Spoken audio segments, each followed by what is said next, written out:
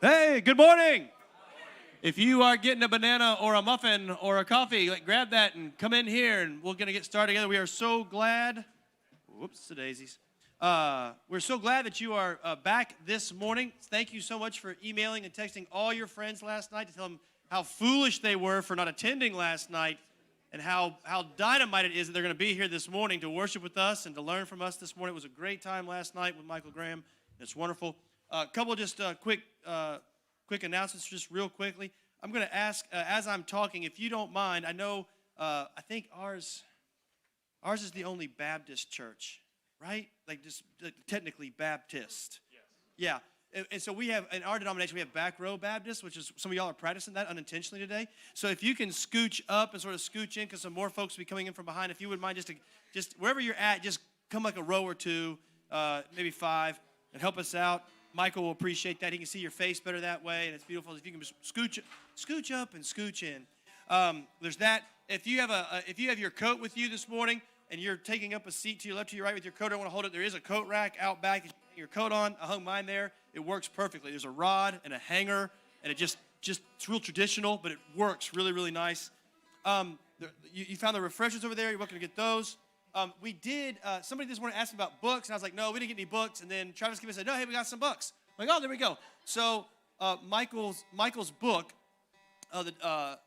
will be, in between the sessions, will be over there. There's 20 copies. They'll be $10 a piece. There's 16 on Amazon, so we're cutting you a deal, right? So be sure to grab a copy of that if you would like that.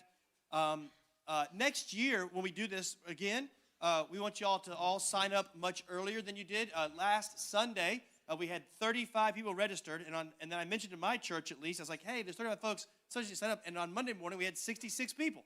And I'm like, well, where's the 30 to begin with just, 7 days prior? So sign up earlier next year, all right, for sure.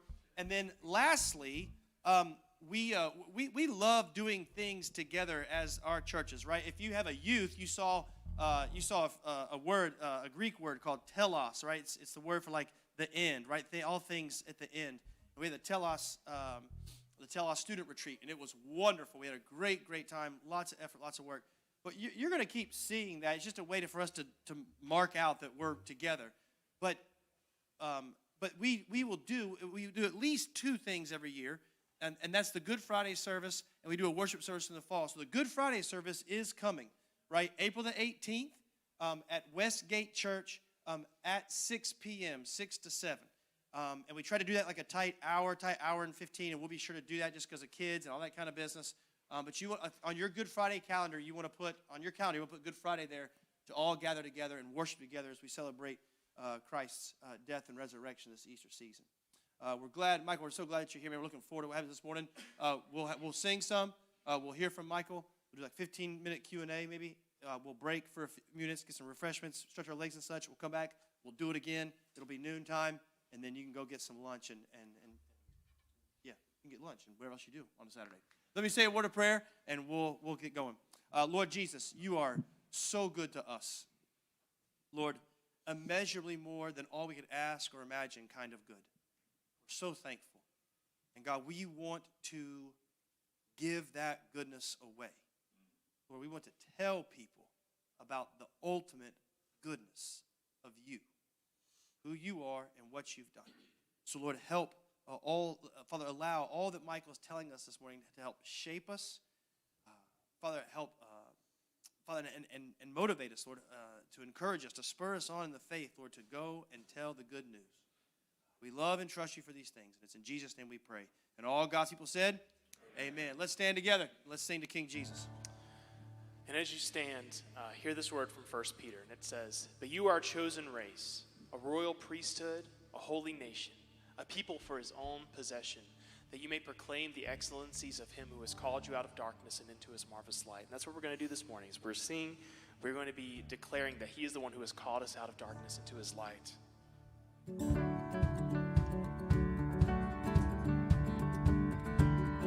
So sing this with me. I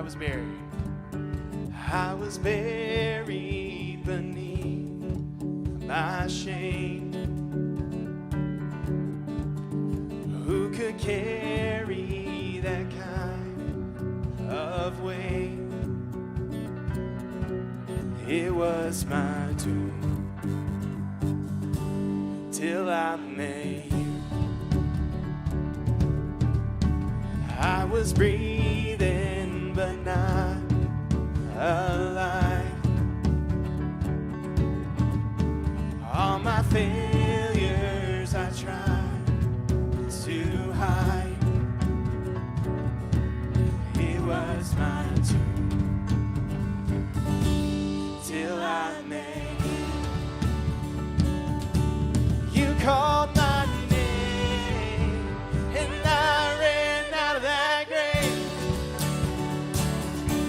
out of the darkness into your glorious day.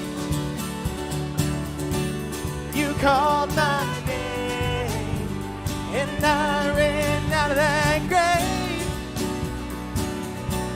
out of the darkness into your glorious day.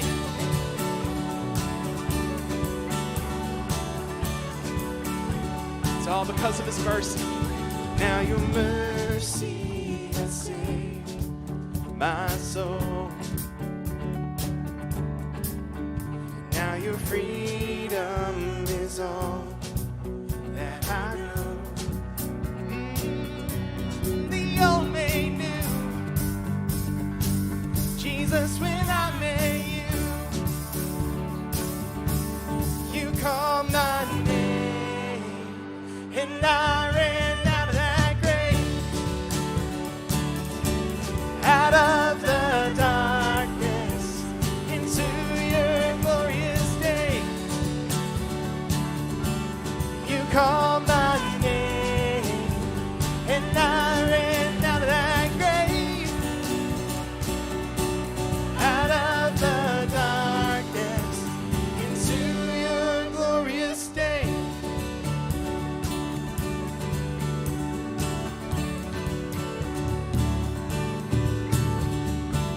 I needed rescue, my sin was heavy. Chains break at the weight of your glory. Needed shelter, was an orphan. You call me a citizen of heaven. When I was broken, you were my healing. Your love is the air that I'm breathing. I have a future, my eyes are open. 'Cause when you call my name, I ran out of that grave, out of the darkness into your glorious day. You called my name and I ran out of that grave, out of the darkness into your glorious day.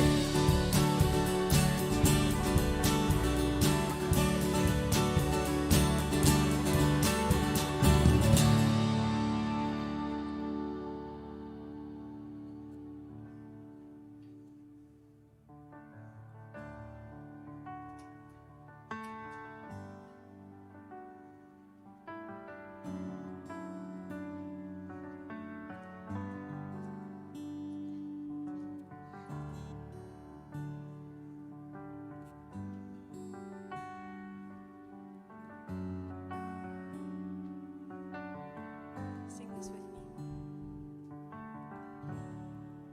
Worthy of every song we could ever sing, worthy of all the praise we could ever bring,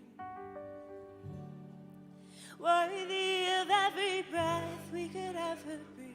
We live for you.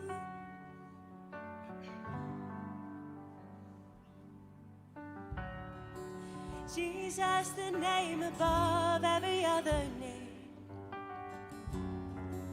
Jesus, the only one who could ever save.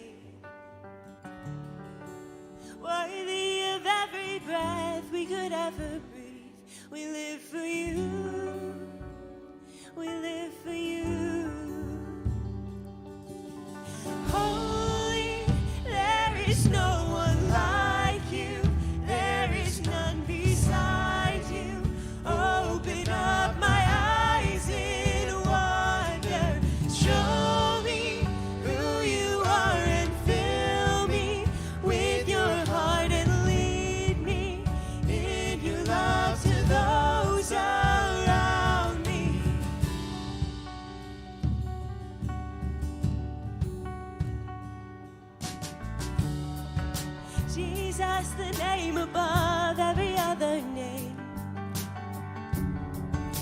Jesus, the only one who could ever save. Worthy of every breath we could ever breathe. We live for you.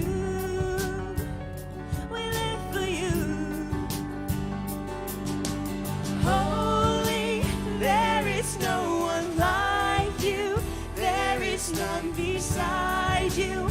Open up my eyes in wonder. Show me who you are and fill me with your heart and lead me in your love to those around me.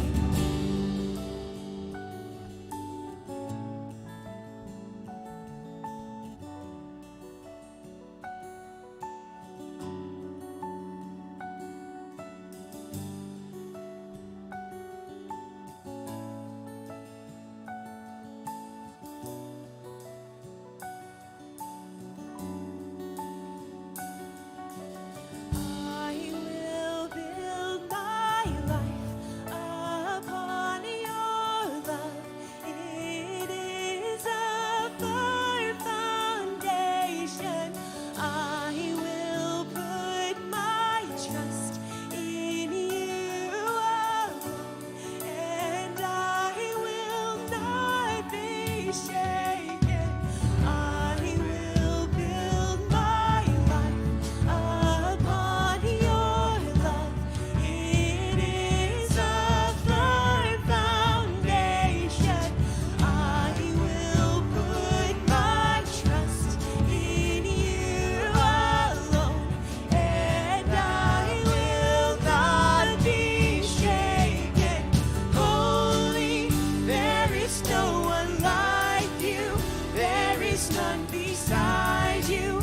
Open up my eyes in wonder. Show me who you are and fill me with your heart and lead me in your love to those around me. I will build my life upon your love. It is a firm foundation. I will put my trust in you alone, and I will not be shaken. I will build my life upon your love. It is a firm foundation. I will put my trust in you alone, and I will not be shaken. Holy, there is no one like you. There is none beside you.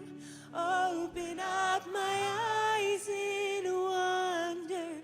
Show me who you are and fill me with your heart and lead me in your love to those around me.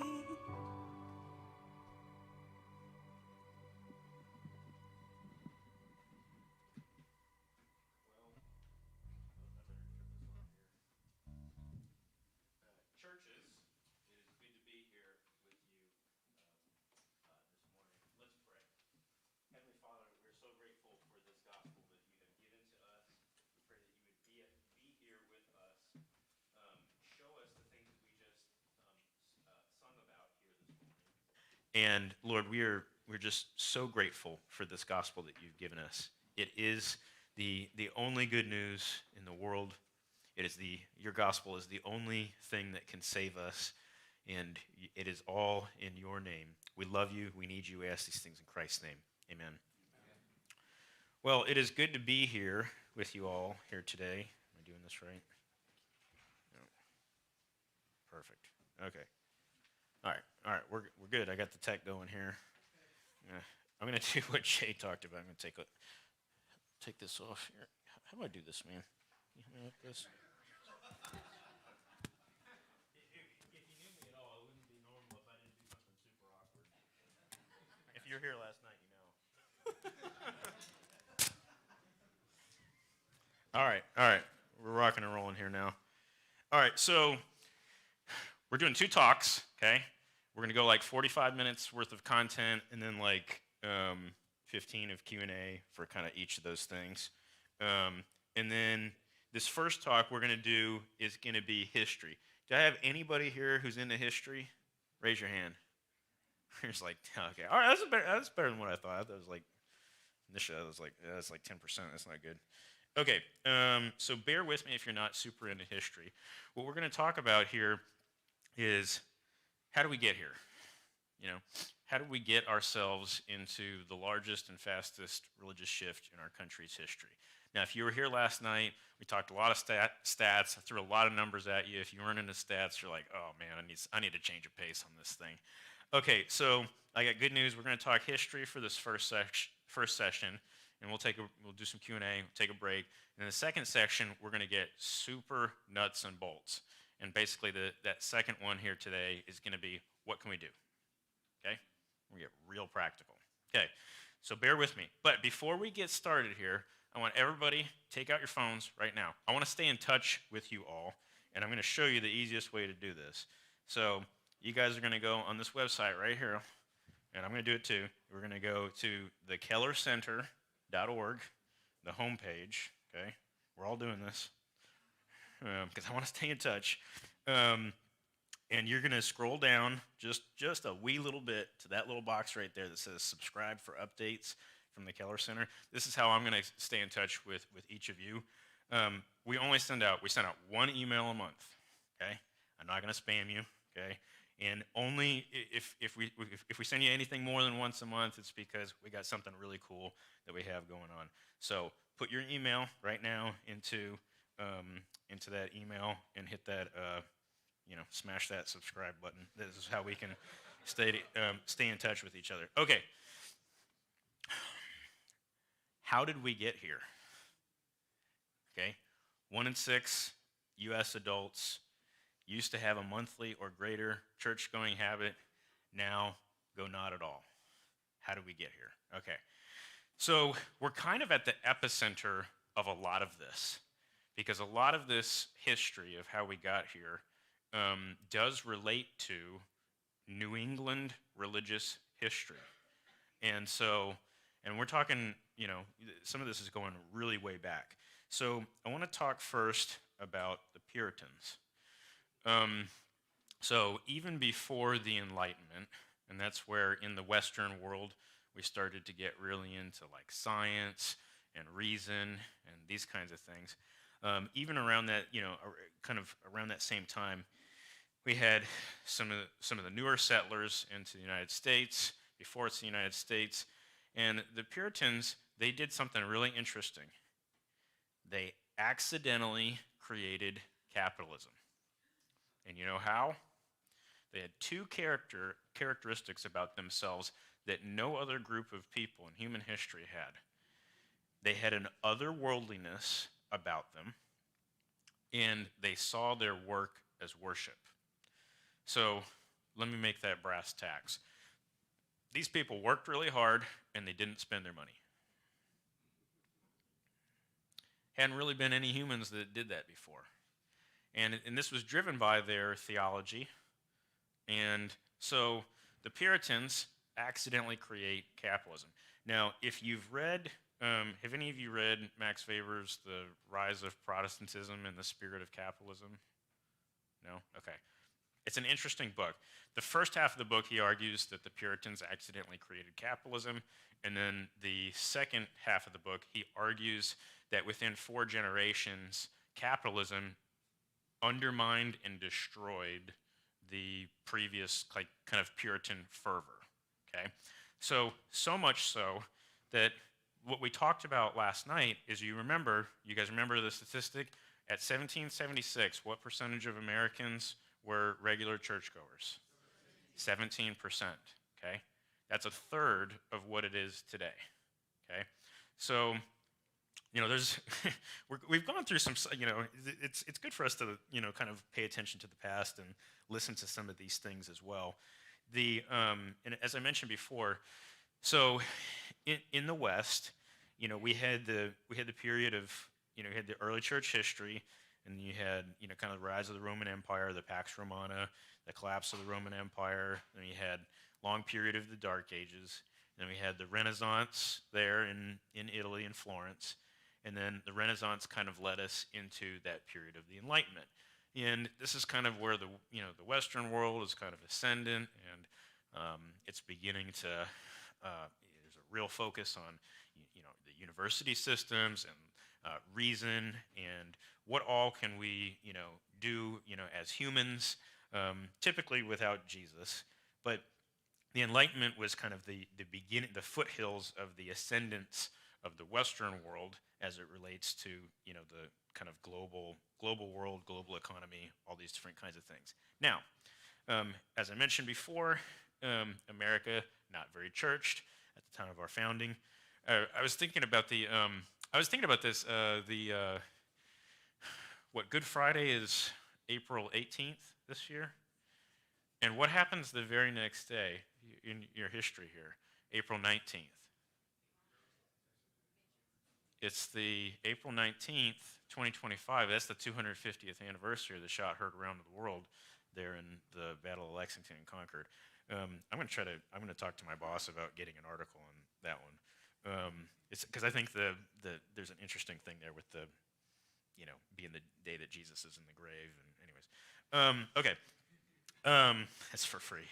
All right, so this graph right here is a graph of what church attendance rates looked like in the United States from 1776 onward.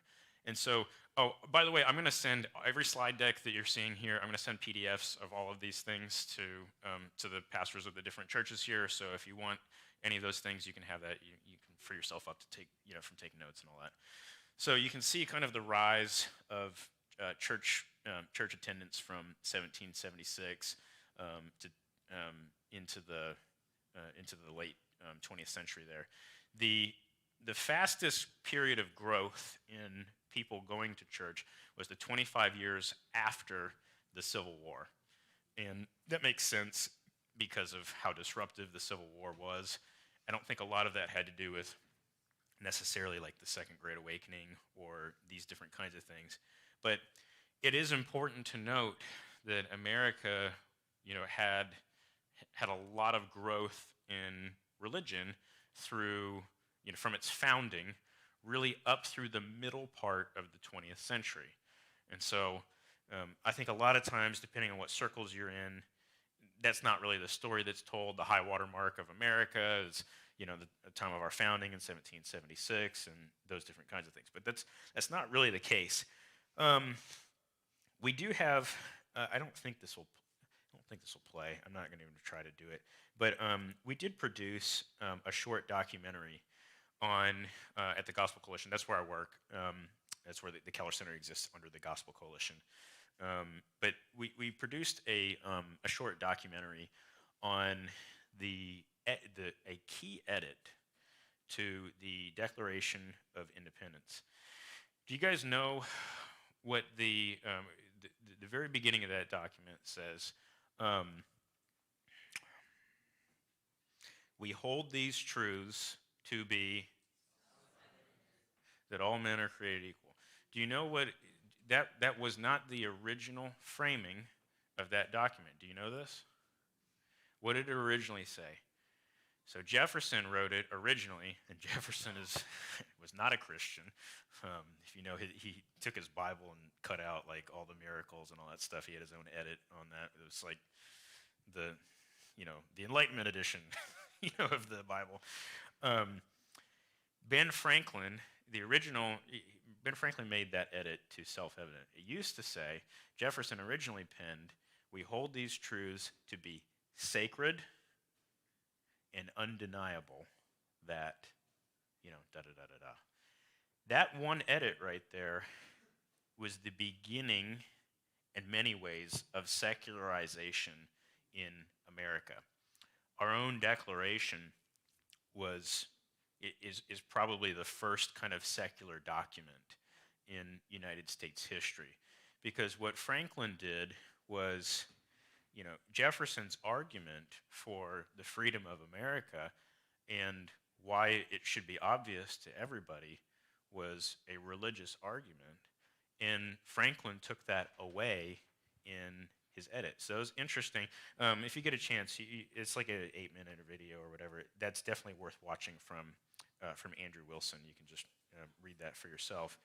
But that document was a kind of a watershed, kind of plunging our country at its founding into secularization. Now, not necessarily all of that is bad. I do think, if you remember from last night, that outlier, of the United States being relatively high GDP, but relatively high in terms of its valuing of religion, I think some of that has to do with the distance between church and state in our country. If you go and look and you think about European history, can you think of a single country outside of maybe England where church and state are, where there was state religion, where that has gone well for that country? You really can't think of any. And in most instances, it's gone disastrous. Because what happens is when invariably, government makes errors or mistakes or these different kinds of things, well, what happens to public trust in those different institutions? It erodes.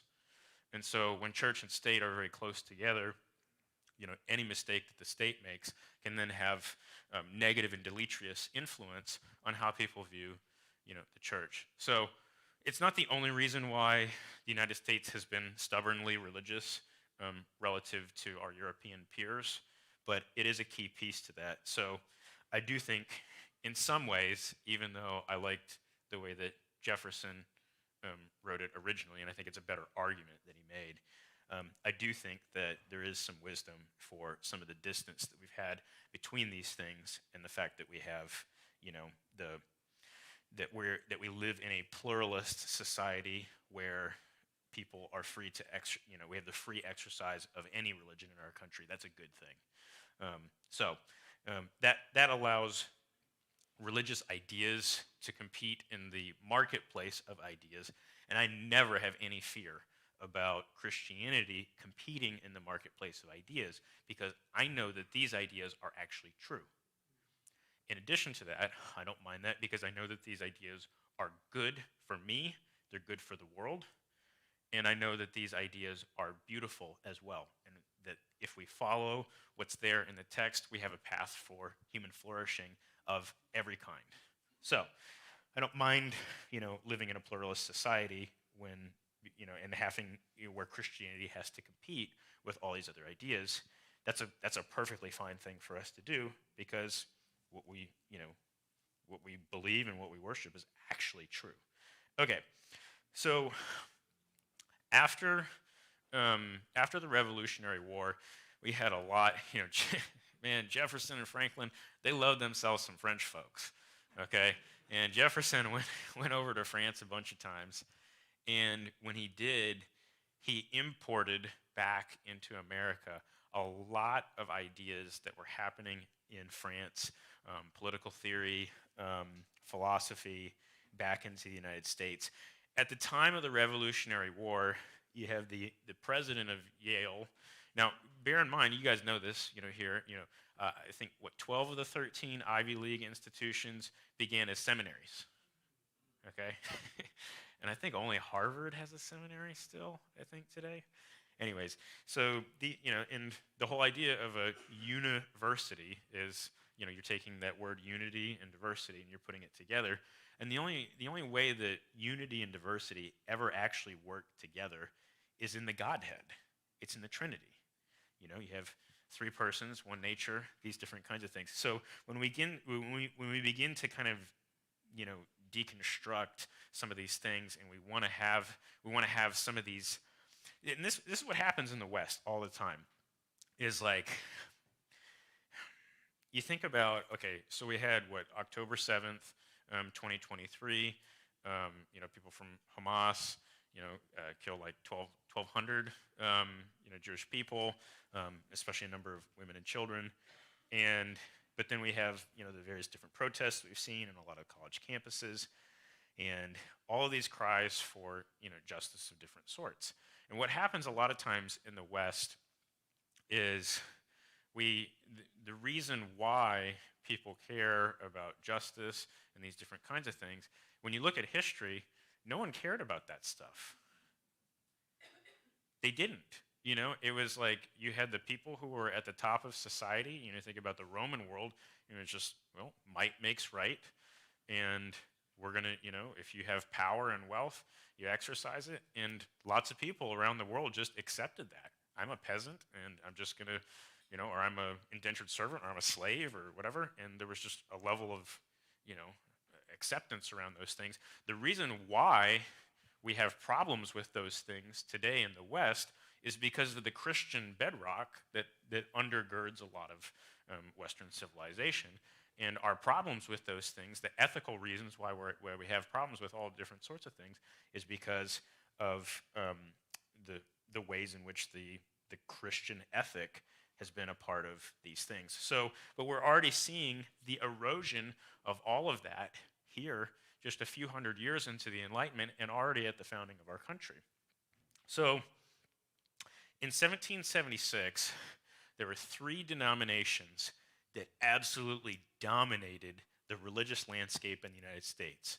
Okay, so I'm going to walk us from 1776 to today and see what the kind of denominational migration patterns kind of look like, because these things are actually going to be really important for us as we think about how, just kind of the spiritual migration patterns of people in America. So 3 denominations are Congregationalists, Episcopalians, and Presbyterians.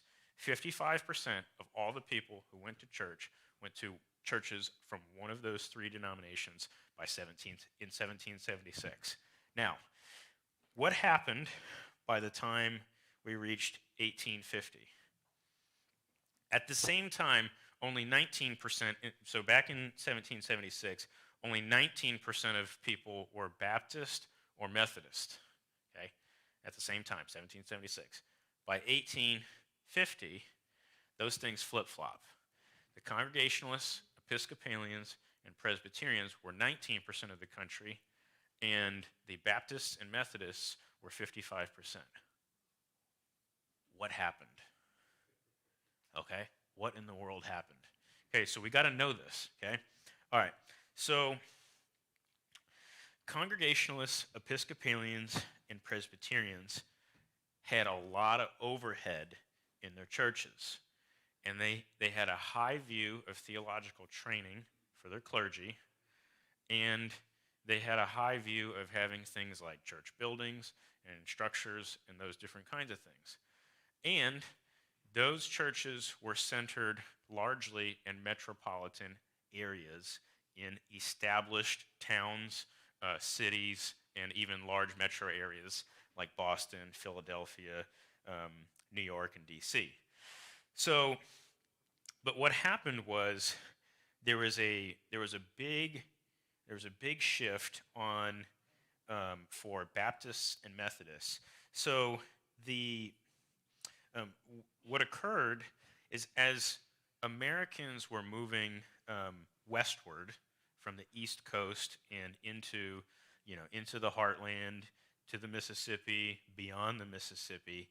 I come from the Midwest. I'm only second generation in America. My family came to Detroit in 1946. We were Canadian, but originally Scottish. And my boss, Colin, he's Danish and Norwegian, and his family settled in South Dakota. So what you had is all these second-tier Europeans who came, who were they all coming from terrible situations somewhere in Europe. They were either under the thumb of the British Empire, or they were displaced from some of the world wars, or for my family, there was the potato famine that was happening in Ireland. So something was going on in Europe, and it caused them to be displaced and seeking really just, I got to feed my family, and we need to escape this war, or we need to go to a place where we can have food. And so a lot of the people who were coming to the United States in this time, particularly here between 1776 and 1850, and then other times around the world wars, these were people who were like leaving really difficult situations, and they weren't necessarily always coming and landing in our big coastal cities, because a lot of times these people were coming from an agricultural background, and they weren't geared for the kind of work that that you would find on the coast. And so when people were just kind of moving westward with the promise of land or farmable land and these kinds of things, there had to be new strategies and tactics to reach these people with the gospel. These folks who were not on the coast, they were simple people. Okay? These were farmers.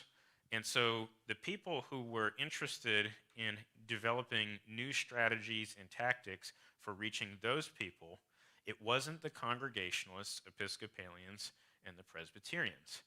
It was the Baptists and Methodists. They had a different approach, and their approach was a very simple approach. We're going to go and meet in this field, or we're going to meet in this barn. We're going to go and receive preaching under this person here who's a horseback rider, and that person's responsible for 5, 10, 15, 20 different things just like that. And we're gonna go and meet. It's going to be informal.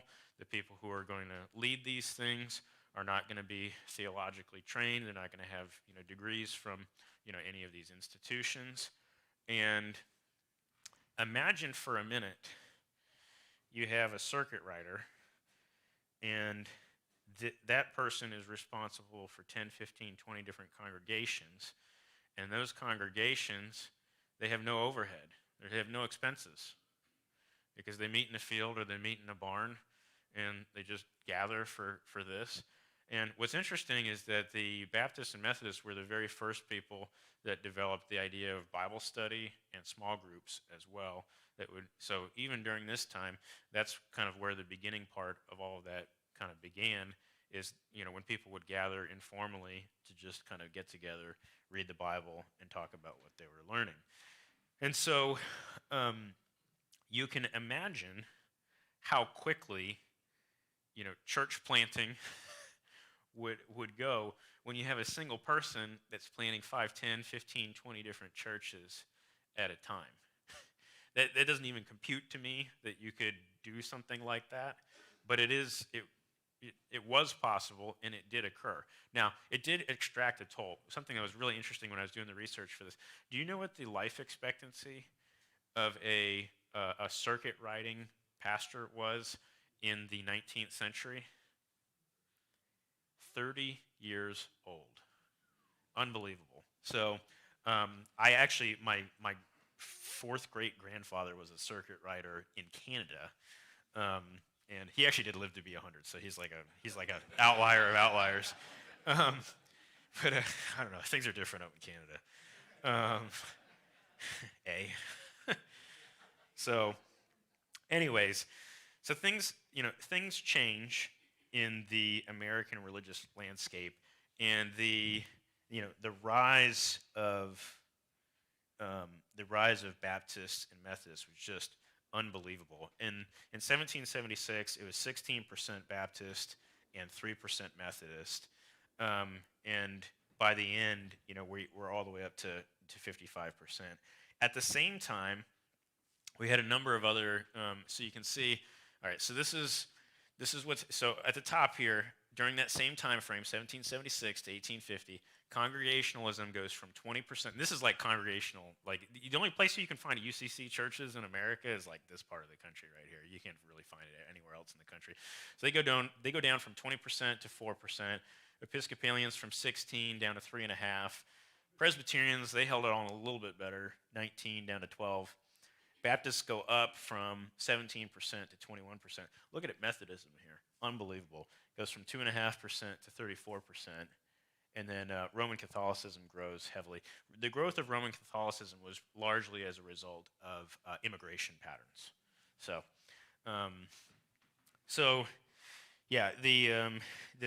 Roman Catholic growth was immigration. Most of those were you'd have Roman Catholic churches that would be centered around a particular ethnicity. And so you'd have people who would immigrate from a particular country. They'd all land, here's like Italian town, or here's Irish town of, such and such New England City. And, there'd be a heavy Roman Catholicism in that area. And like the ethnic background and like the religious background, the Venn diagram of those two things is like a circle. The Roman Catholics had some revivals. They had some sacrificial giving that was key. But basically, what happens is now when you look at this, the Methodists just took off, but then it began to kind of Methodism began to kind of decline in the country. And what happened was, now you have to remember that Methodism is downstream from Anglicanism. Okay, Church of England. It's kind of like an offshoot of the Church of England. And so there was, and Baptists tend to be far more individualistic and far less hierarchical than anything that you see in like Church of England, where you got like bishops and these kinds of things. And so I'm not saying that one of these things is necessarily better than the other, but when you have a hierarchical religious tradition, it's more susceptible to rapid decline and rapid error if those at the top of that pyramid begin to have compromise. Okay? So when the triangle of power is very steep, if you have problems up here, it trickles down very fast. However, among Baptists, the triangle of power was very flattened, okay? And you didn't have much here at the top. And so in order for error to kind of trickle down, the slope of that triangle isn't very steep. And so the Baptists were more resilient, because what was happening in the philosophical and religious landscape is in Europe, particularly in Germany, there were a lot of questions about the Bible. And this, if you want to get fancy, this is like higher textual criticism and lower textual criticism. People were beginning to really question, did all this stuff really happen? Did Jesus really do these things? Was he historical? What about all these errors in the errors in the text, errors of this kind, errors of that kind, so on and so forth. And there's good answers for all those different things. But these were new things, and they were beginning to be, those kind of big questions were beginning to come across the Atlantic, and people were really beginning to wrestle with those kinds of things. Well, the Congregationalists, Episcopalians, and Presbyterians were very taken in by those conversations because they were connected from a university standpoint. The institutions that we had here of higher learning were very connected to the universities that were happening in Europe at that time. So those ideas had a very high velocity and were taken very seriously by ministers that were in hierarchical traditions that had a lot of ties to universities over here. Well, Methodism was also susceptible to this because there was a little bit more hierarchical piece to that, and they were more taken in by some of these arguments as well. Something else, there was rising liberalism that was happening, theological liberalism, that is, and secularization was taking more of a toll on the Methodists, as well as you had what was known as the itinerant dismounting. So let's say you're one of those circuit riders. Do you want to keep doing that, week in, week out, knowing that you're going to die at 30? A lot of those people didn't want to do that anymore. And so this was what was known as the dismounting, okay? You just wanted to pastor a single congregation. And so as the frontier began to become less frontier-like and more established, you had a lot of dismounting. You had itinerant riders that just wanted to have a single congregation. So that basically pumped the brakes on all of those extremely rapid missiological strategies and tactics from that time. In the same sense, that also created, so when I was in seminary, I went to seminary with a bunch of Presbyterians. I really wanted to become Paedo-Baptist and be good with baptizing infants. No offense if that's where you're at, that's fine. You might be right, I might be wrong. That's okay, and we can always be friends. But I knew I wanted to become Presbyterian because I could make a lot more money as a pastor and be able to have more kids if I went that route. The rate of pay of a Baptist minister during the same time frame relative to an Episcopalian congregational or Episcopalian minister was less than 1/6. And a lot of those things are actually still with us today. It's not, it's not 1/6 or whatever today, but it's like the pay is not as good for these kinds of things. And so that's also a piece of why the Baptists kind of still were able to expand more rapidly when you look at this time here as we begin, around, in between the time of the First and Second World War, you see the Baptists become more ascendant than the Methodists. And when you look at decline more today, even in today, the Methodists are in more rapid decline. Everybody's in decline with the exception of Kojic, Church of God in Christ, Black Protestant denomination, and the PCA, the Presbyterian Church in America. Those are the only two denominations that have any growth today. Every other denomination's in somewhere between some decline or rapid decline.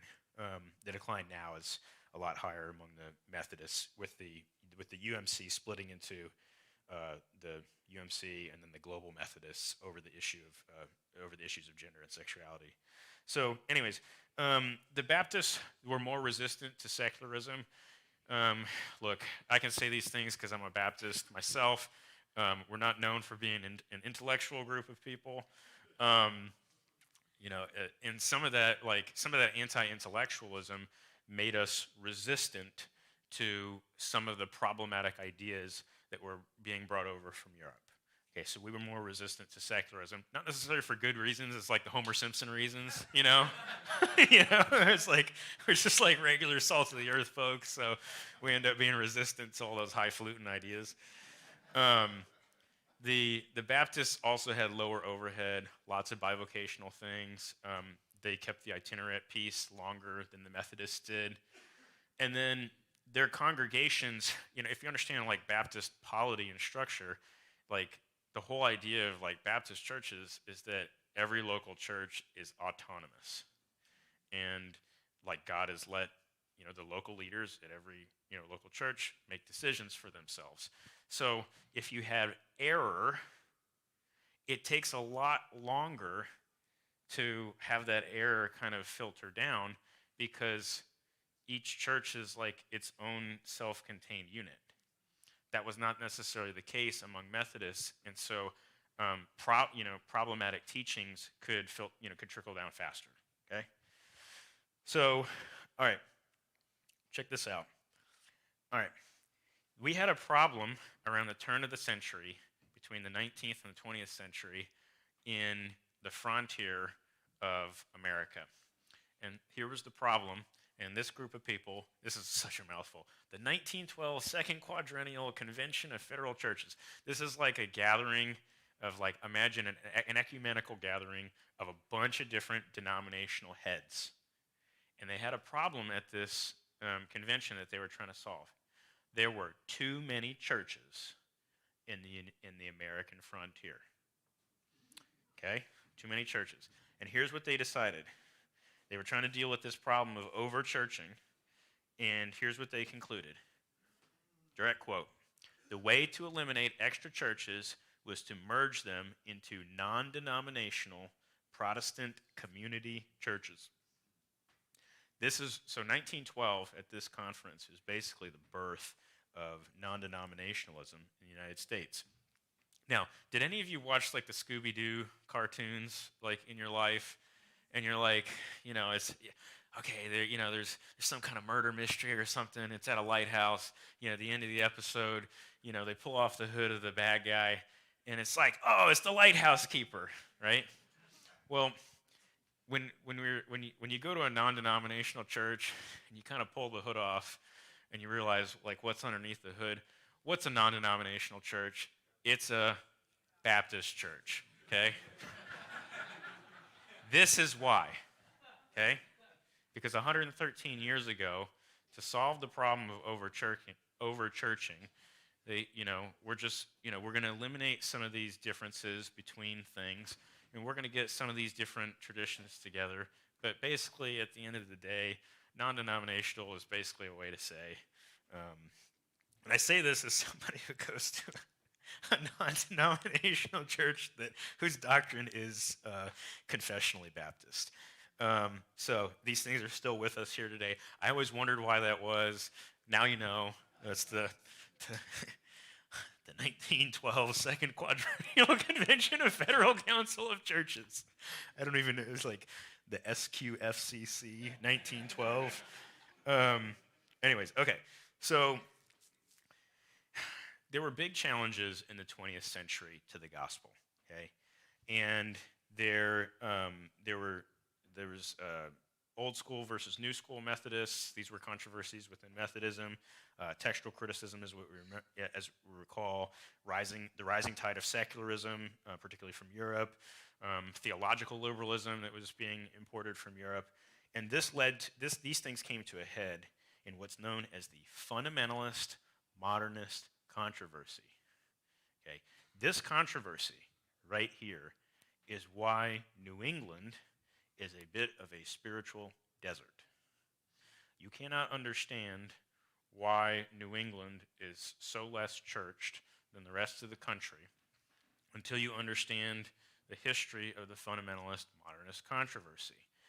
Okay, so the Bible is under attack in Europe. Those ideas are coming over here. They're coming into, whatever, kind of an already dismal state of a lot of the, as we remember, the 12 of the 13 Ivy League schools used to be seminaries.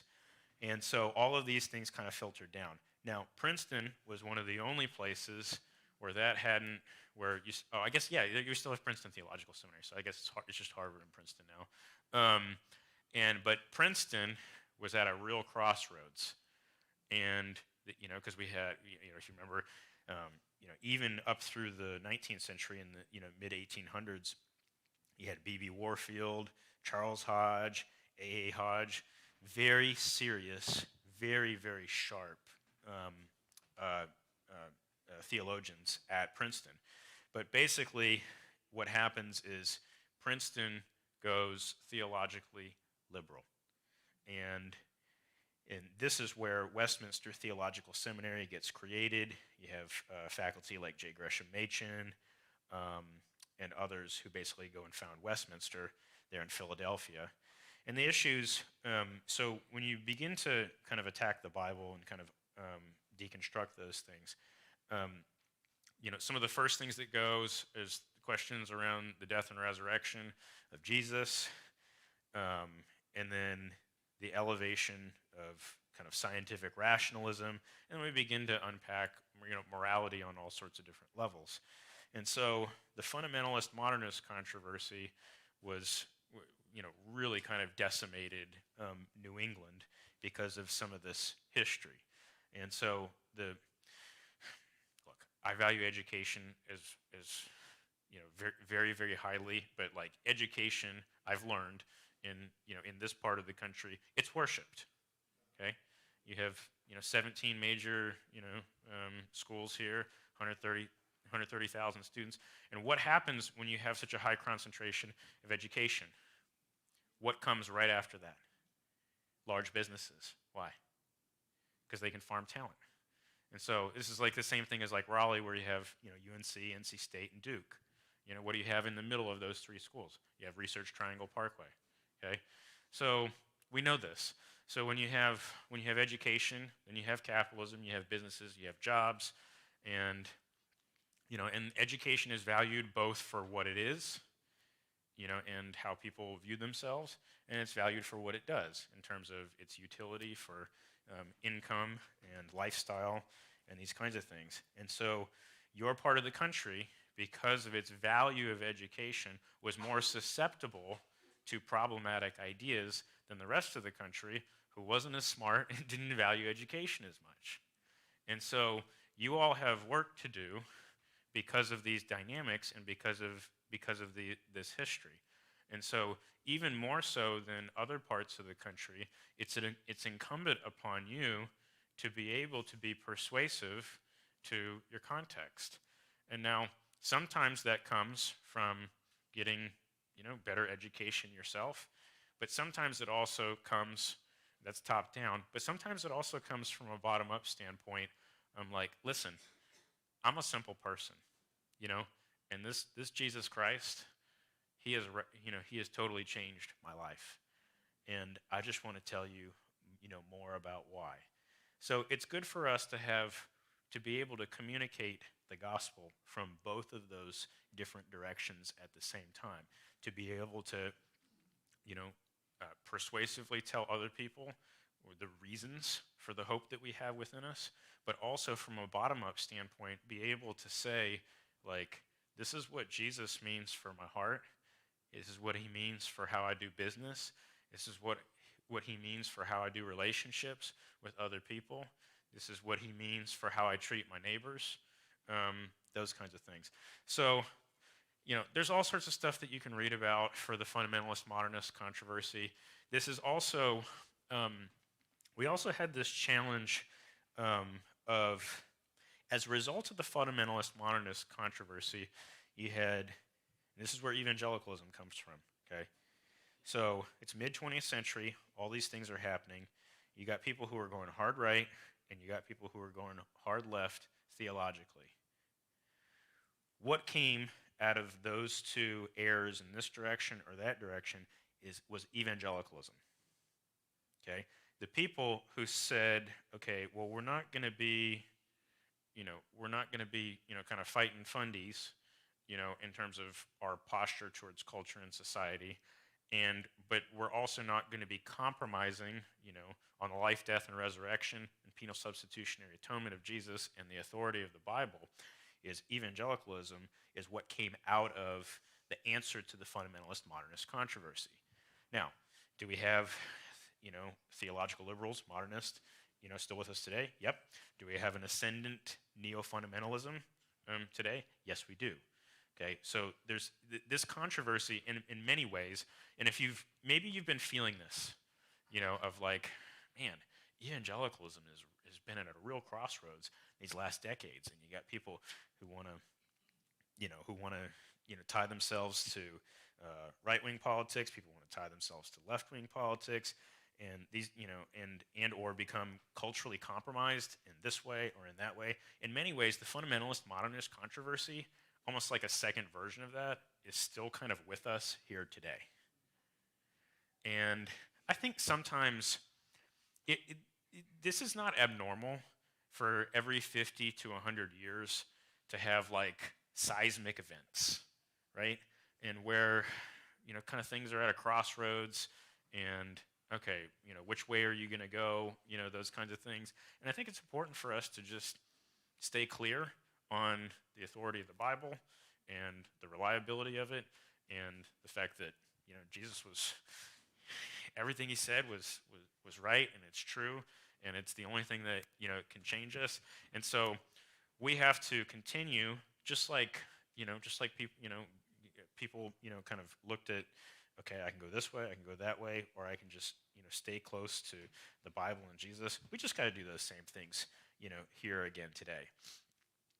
The mainline folks declined first. And mainline here just means the 7 different mainline denominations. So that would be like Disciples of Christ, Episcopalians, United Methodists, Lutherans, Church of Christ. I'm missing 1 or 2 others. But basically, the growth of evangelicals was not helpful for them. Secularism, they were more susceptible to. Theological liberalism was more susceptible. We had new ideas that were coming from the East, from New Age thought. Immigration also brought new religions. And when you kind of strip away a lot of like the centrality of the gospel, and when we do those things, then there's a real challenge there of, okay, well, if Jesus is just for social action, I don't actually, in order to have social action, I don't necessarily need Jesus anymore. And but yet you do, because no transformation comes from these things, from that.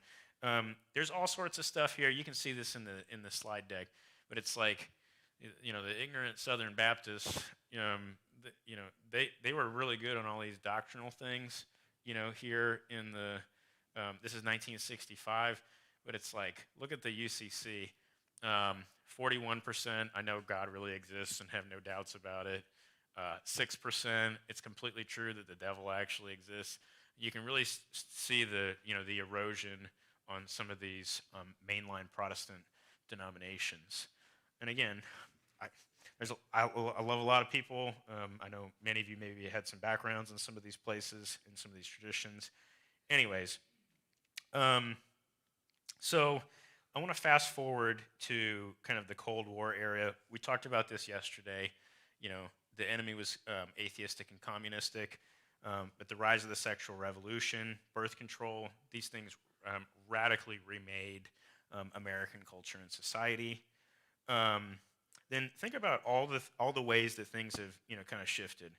Probably the biggest lyric, the most important lyric probably of any song in the 1990s was Nirvana's "Smells Like Teen Spirit," whose chorus says, "Here we are, now entertain us." That's basically been the mantra of American culture and society now for 33 years since that came out. And you think about how things have shifted culturally. Socially conscious hip-hop, grunge, R.E.M's Losing My Religion. Go listen to Rage Against the Machine's very first album. Like, if you think like, social justice and those kinds of things, and that are new, you just go listen to that album. It's all there in 1992. Think about knowledge. 2001 was the tipping point on high-speed internet, 50%. If you're a teacher and Google's out, do you have an advantage over your kids anymore that you're teaching? No, you don't. And that's been true now for decades. Think about all the stuff that happened, Y2K, 9/11, Columbine, wars. You ever listen to the lyrics of "We Didn't Start the Fire"? I want you to go, that song came out 35 years ago. I want you to go listen to that song again. And you're like, I listened to that with my kids. My kids love that song. And you're like, and I'm thinking like, man, half these storylines are still with us today. Anyways, that's for free. The last 30 years, we got the new atheism. Now, new atheists, you don't hear about any of these people anymore. So that's, all right, this is us. Spotlight. You can't understand what's happened here, in your city without understanding Spotlight and the way that the trickle-down impact culturally and the view of towards all religious institutions and the skepticism towards Christianity, not just Roman Catholicism, with all of that. Obviously, you guys know this. Many of you have lived it, especially those of you who lived here for more than 2 decades. Look at the sexual developments, Will and Grace, 98, Bishop Eugene Robinson in the Episcopal Church, 03, Obergefell ruling, the trans stuff that's ongoing, ubiquitous online porn, all that stuff is radically remaking culture and society. Financial developments, the subprime mortgage collapse, Great Recession, Occupy Wall Street, rise and fall of interest rates and rise again. Look at all this stuff from tech, all the stuff that's happened, social media, all these different platforms. I mean, think about this for a second. Perhaps the most dominant social media platform that people will use in like 10 years, it might not have even been written yet. Okay? So, I think this is a good place to just kind of land the plane and just kind of bring us up to, kind of up to speed to present of walking us from the Puritans and the accidental creation of capitalism all the way here to today, and just kind of the ebb and flow of some of the different denominations. So I just want to open the floor here for some questions, particularly pertaining to some of these historical developments, and then we'll do that for about 15 minutes, and then we'll take a 15-minute break and get back going at I guess 10:30 or 10:45. Yeah. Yep. Question very early, you said that Ben Franklin's adjustment of the Declaration of Independence introduction secularized the Declaration. But the next line, and I agree that it took, in a sense, sacredness related to a particular faith. But the next sentence says that all men are created,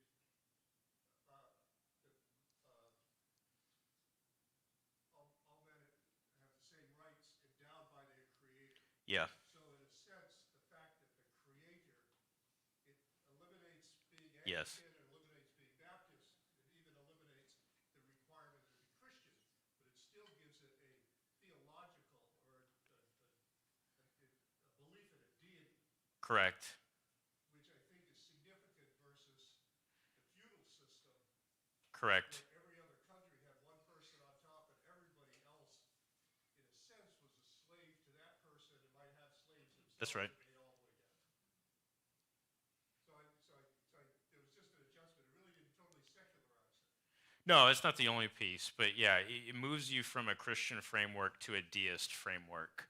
And I think that's part of the balance that's been there from our founders of like, that move is a move from a state religion move to a pluralistic move. And I think that was wise.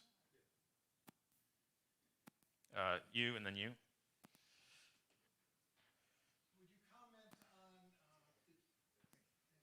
Would you comment on the children's movies and the movement there culturally?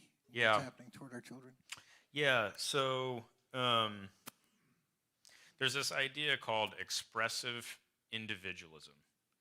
The idea of expressive individualism is that truth is not out there. Truth is to be found internally inside of you.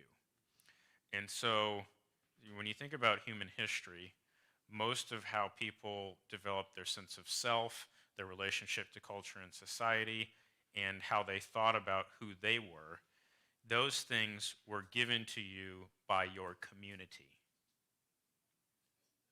But there's been an inward shift where, and you think about most of the Disney or Pixar films from particularly the last 25 years, most of them have been about challenging the authority structures or family structures or defying some of those things to go on a journey of self-discovery so that you can find your authentic self. So this is what's known as expressive individualism. The problems with those things are obvious because, I mean, now I want to agree with Calvin in page 1 of his Institutes of Christian Religion that the two most important pieces of knowledge are knowledge of God and knowledge of self in light of knowledge of God. However, I do believe that it's like, well, my kids are 6 and 7, they can't go on a journey of, self-discovery or whatever. Like, they need the structure of the family unit, and they need the structure of our church, and they need the structure of our teachers to help them make sense of the world and to make sense of themselves. And so that inward turn towards expressive individualism, yeah, it's problematic. If you want to read more about that, Carl Trueman has some helpful stuff on expressive individualism that's worth reading. There's a question back there. Hi. Be interested in your comment. My son and I were listening to a commentary about Ross Douthat's new book. It's the title, I'm going to butcher it, but it's basically why everybody why everyone should be religious. Mm-hmm. Ross's comment was that there seems to be a magnetism back to religion. Based upon what you were talking about with your history, do you see any correlation between the downslope of your data of people leaving the church versus the uptick of people going to certain churches correlated with core Christian principles, Bible reading, focus on the basic tenets of Christianity. You mentioned some of them, such as virgin birth, Trinity, deity, and so forth. Do you see any correlations there where the rise and fall, because your book is looking at data that's a few years old where people are leaving, but now there seems to be this trend of people coming back. You mentioned certain famous atheists or Muslims that are having these radical conversions, Yep. some of the things in colleges, et cetera. So I'm about to know a lot more about this very soon. So one of our co-authors, Ryan Burge, if you want to know more about Ryan Burge, you can go to his website, graphsaboutreligion.com, graphsaboutreligion.com. Do any of you subscribe to Ryan's Substack? That's another one. Just go to graphsaboutreligion.com and sign up for his Substack. It's free. He puts out 2 articles a week, one on Monday, one on Thursdays, and it's just religion data. So he and I are literally 2 Fridays ago, we put into the field the largest religious survey in U.S. or world history. It's 100,000 U.S. general population adults.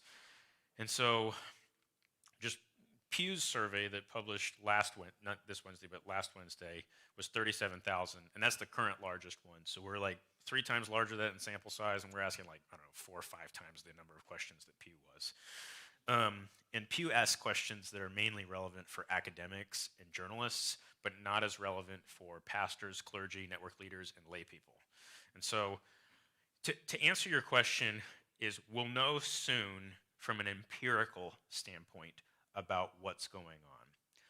Anecdotally, I can say there does seem to be a shift. We talked about that a little, maybe it was Bill's question last night, talked a little bit about this, of, surprising people kind of, coming, to faith, whether that's Ion Hersey Ali or Kat Von D or some of these folks that have been more interested in reading the Bible and whatnot. Maybe it tends to be a little bit of a right-wing kind of political thing to that. I'm a little bit more skeptical of that, but I'm happy when anybody's reading the Bible and engaging with these things. But I do think that the moment that there was in the middle of the 20th century at Harvard here, the chair of the sociology department was a Russian dissident named Pitirim Sorokin. Anybody know Sorokin? Okay, so he had an he studied Western civilization really, really deeply, and he described the history of Western civilization as 7 pendulum swings from what he called ideational culture to sensate culture. And in ideational culture, the West was driven by ideas. And in sensate culture, the West was driven by its emotions. And he described and he walks through how there's been 7 pendulum swings in the West back and forth between it being driven by ideas to being driven by emotions. Now, I think we've been in a relatively long sensate culture period in the West using his categories. And maybe what we're seeing is a move from a sensate culture season back towards an ideational season. Because, and I have my concerns about this movement back, because I think for some of the people, the vibe shift, so to speak, is this more about Western civilization or is it about Jesus? Because those 2 things, there's some overlap between those 2 things, but they're not necessarily the same thing. And we don't want to be confused about those things. And we don't want Jesus to be just kind of co-opted into some new, political movement, or, hey, we're going to own the libs through Jesus, So I'm a little concerned about some of those things, but I think that there's real opportunities that are there. You have all these people who are in tech who are like, well, there's got to be more to tech than just the silicon wafers, and this, ascendant AI and these kinds of things, and they're looking for things.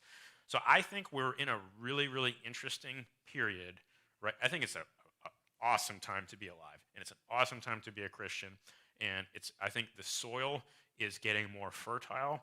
I think our work is about to be easier because you think about it, you think about all the bad press about us.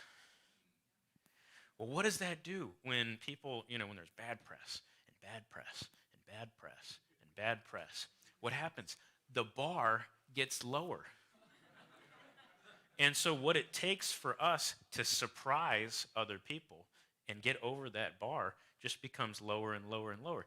It's like, hold on, like you're not like some, ultra racist, like misogynistic, jerk who, treats, does bad things with kids, and you love your wife, and all the. So it's like, I think the work is getting easier. And I think the work is getting more hopeful. And as culture and society continues to become more and more, decadent and unlivable, we got a lot of opportunity. So I think that's a good place for us to just go ahead and say, yeah, let's take a break. What time, Jay, do we want to start this? Okay. Here I am with that information. We're going to take a break now. It's 10:27. Well, let's gather back here at 10:40. So we have like 13 minutes. There's some books for sale out here. Michael's book is available, which Jay told you earlier is less than you could buy it for on Amazon. So if you're interested in that, it's available there. There's also stuff to drink and snack on and restrooms and everything like that. So let's gather back here in 12 minutes. We'll see you then.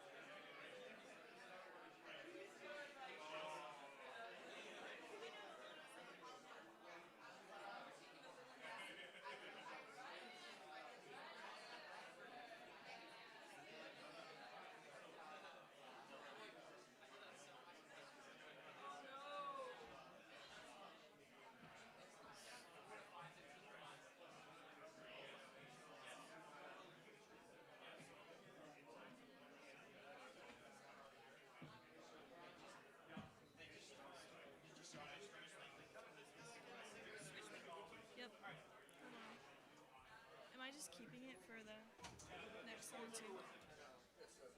Wait, no, you're singing. Did you switch the mic? Did you turn on your mic back?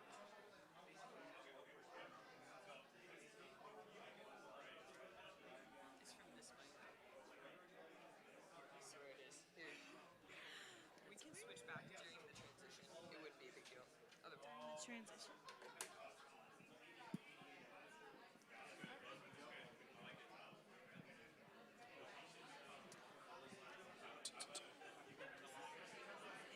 If we could start making our way back in, if you're out there in the foyer area, if you could start making your way back in, we'll get started with a song before we return to Michael and his teaching.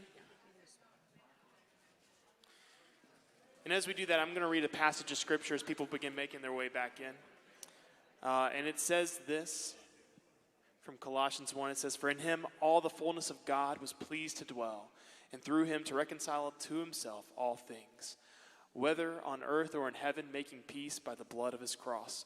And so we're gonna declare that as we sing this song together. So would you stand and join us as we sing together?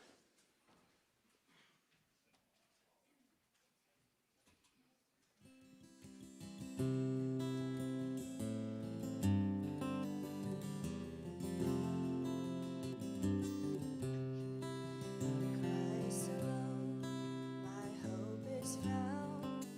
He is my life, my strength, my song. His cornerstone, his solid ground. Firm through the fiercest drought and storm. What heights of love, what depths of grace. When fears are stilled, when striving cease. My comforter, my all in all. Here in the love of Christ I stand.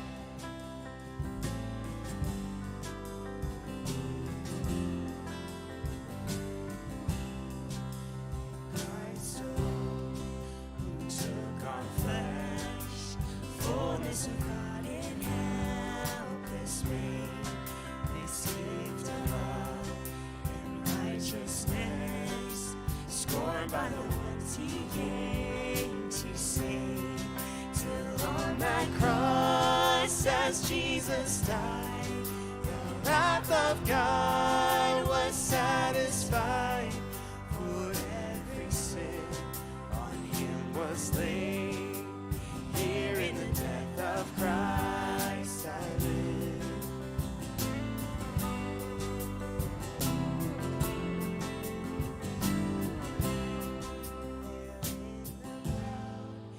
His body laid, light of the world by darkness slain.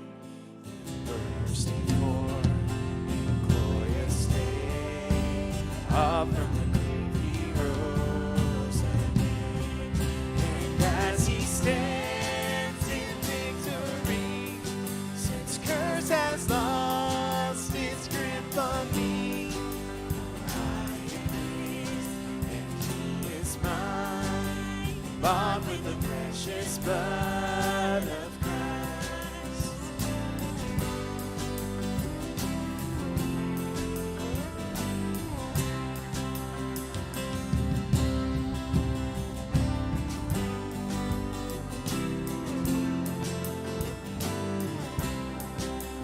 Guilt and lie, no fear in death. This is the power of Christ in me. From life's first cry to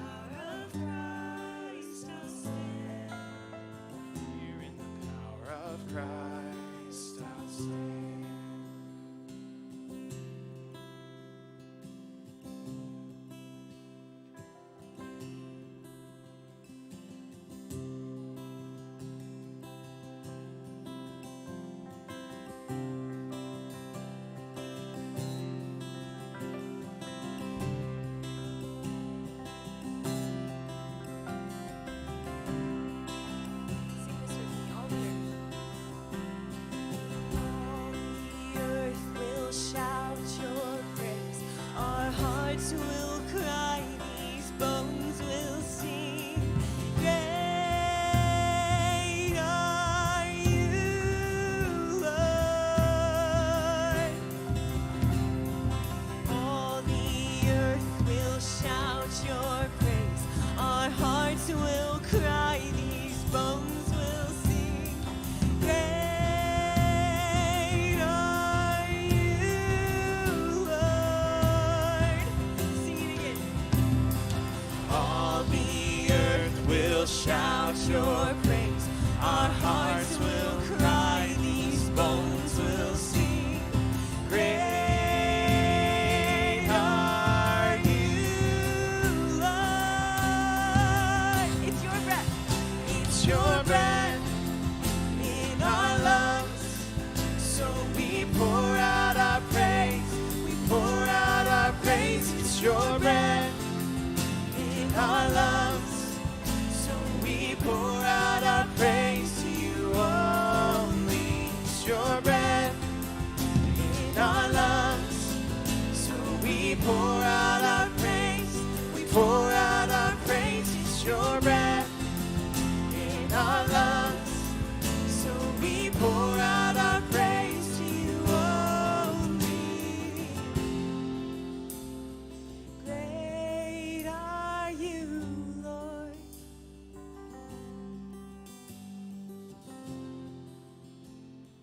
Great are you, Lord.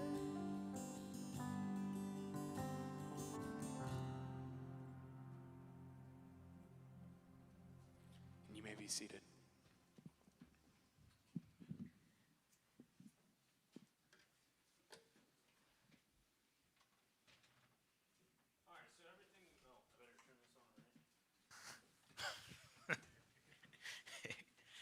It's amazing.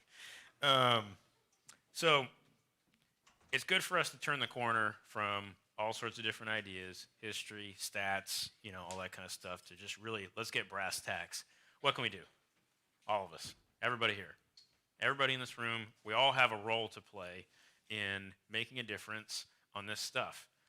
And like I said last night in my talk I want to leave you with nothing but hope.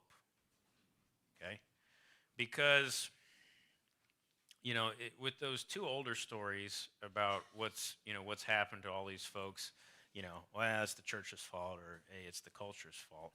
Most folks aren't in either of those two things, with respect to, why people stop going to church. And so most folks are actually very persuadable. They're actually very reasonable, and they want to be connected to other people. And we all have the same basic human needs of good relationships and healthy institutions. Well, in the erosion of American culture and society, the fracturing of American culture and society, and a desire when there's a desire for things that are wrong in our culture and society to be made right, well, who in the world has answers for all those things? If we need people, and we need to be not deceived, but we need truth, and if we're longing for a better city and a healthier place and better families, and we're looking for human flourishing in all areas of life, well, where in the world can people get all those things? We're the only ones who got it. And so that's the good news, is as things continue to evolve or devolve in culture and society, I think the soil is getting more fertile for the work that we want to do. And I don't want to get, look, it's no different than when we talked about last night. We just got to do two things. We got to grow in our ability to relate to other people in understanding ways and with relational wisdom. The second thing we need to do is we need to build increasingly healthy local churches. If we do these two things in parallel with each other, like two rails of a railroad track, we're going to make a lot of progress on this. And I think as the ways in which how people are putting their hope in all these other things, throughout their lives, what do idols fundamentally do for us? every idol has a payoff to it, right? Otherwise, why would we worship it? We can look through all the different idols, whether it's in, the Old Testament or, as Paul's, in Acts, going to this city and that city and, different idols, what do? They promise you things.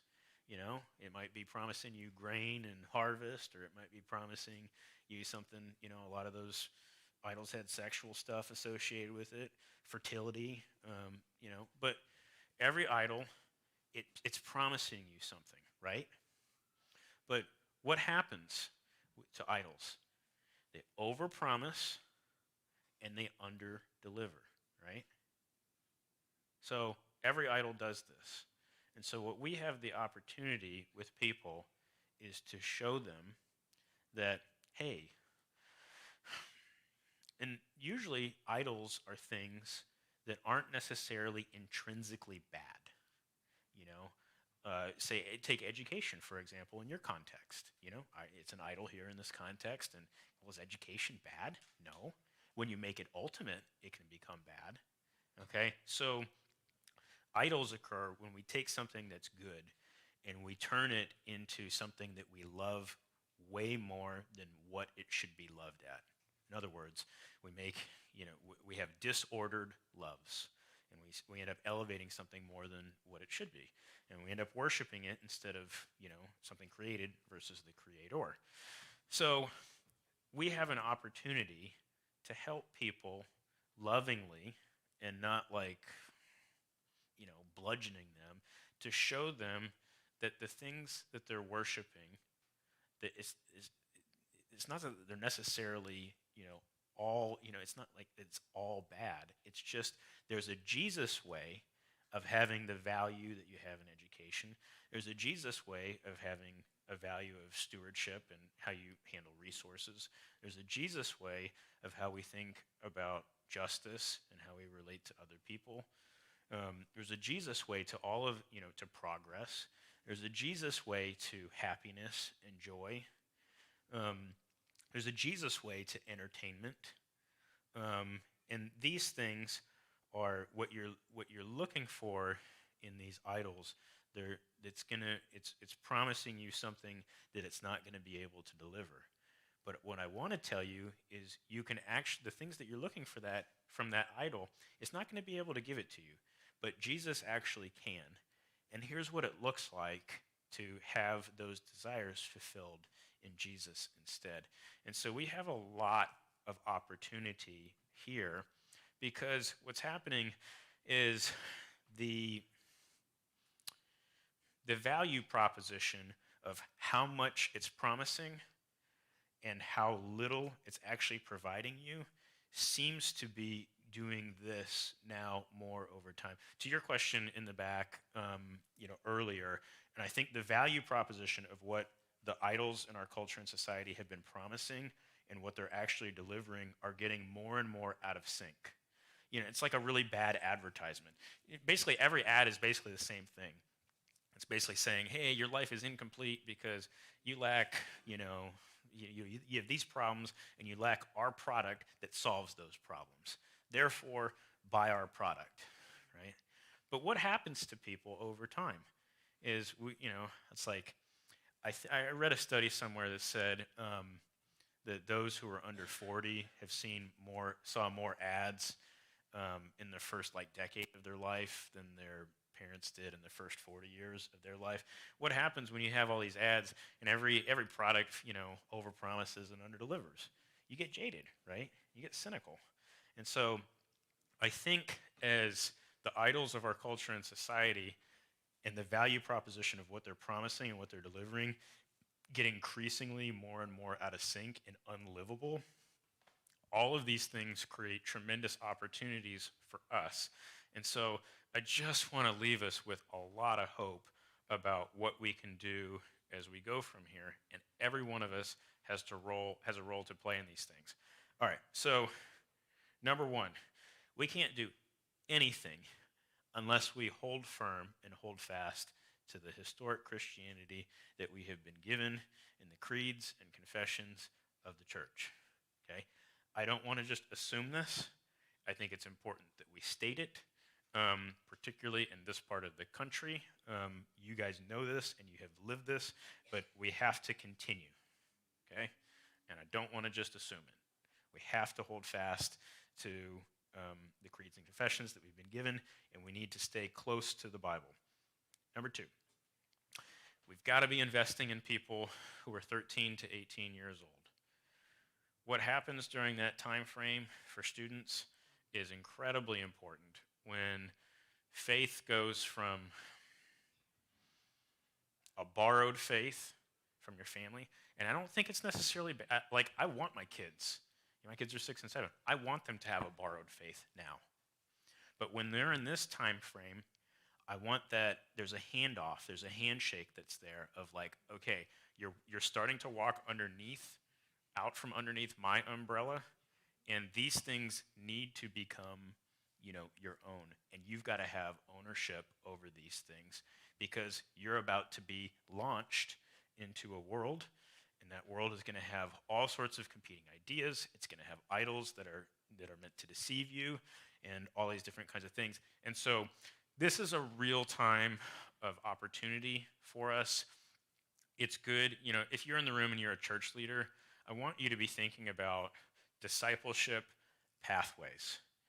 And we want to have discipleship pathways that are almost down to the year of like, okay, here's what we want to see, our 12-year-olds, our 13-year-olds, our 14-year-olds. These are the ideas that we want them to be interacting with from a head standpoint.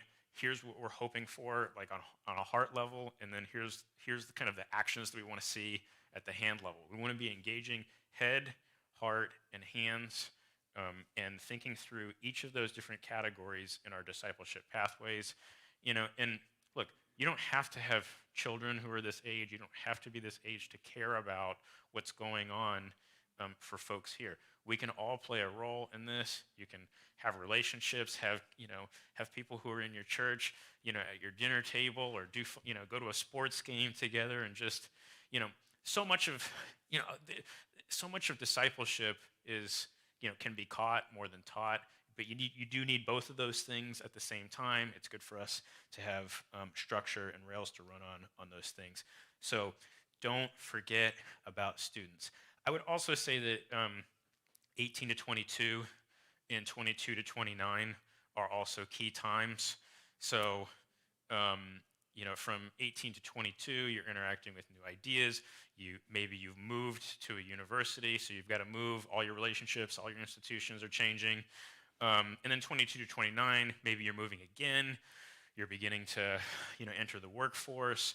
You're, maybe there's marriage. Maybe there's, the starting of a family. There's a lot of transitions that are happening.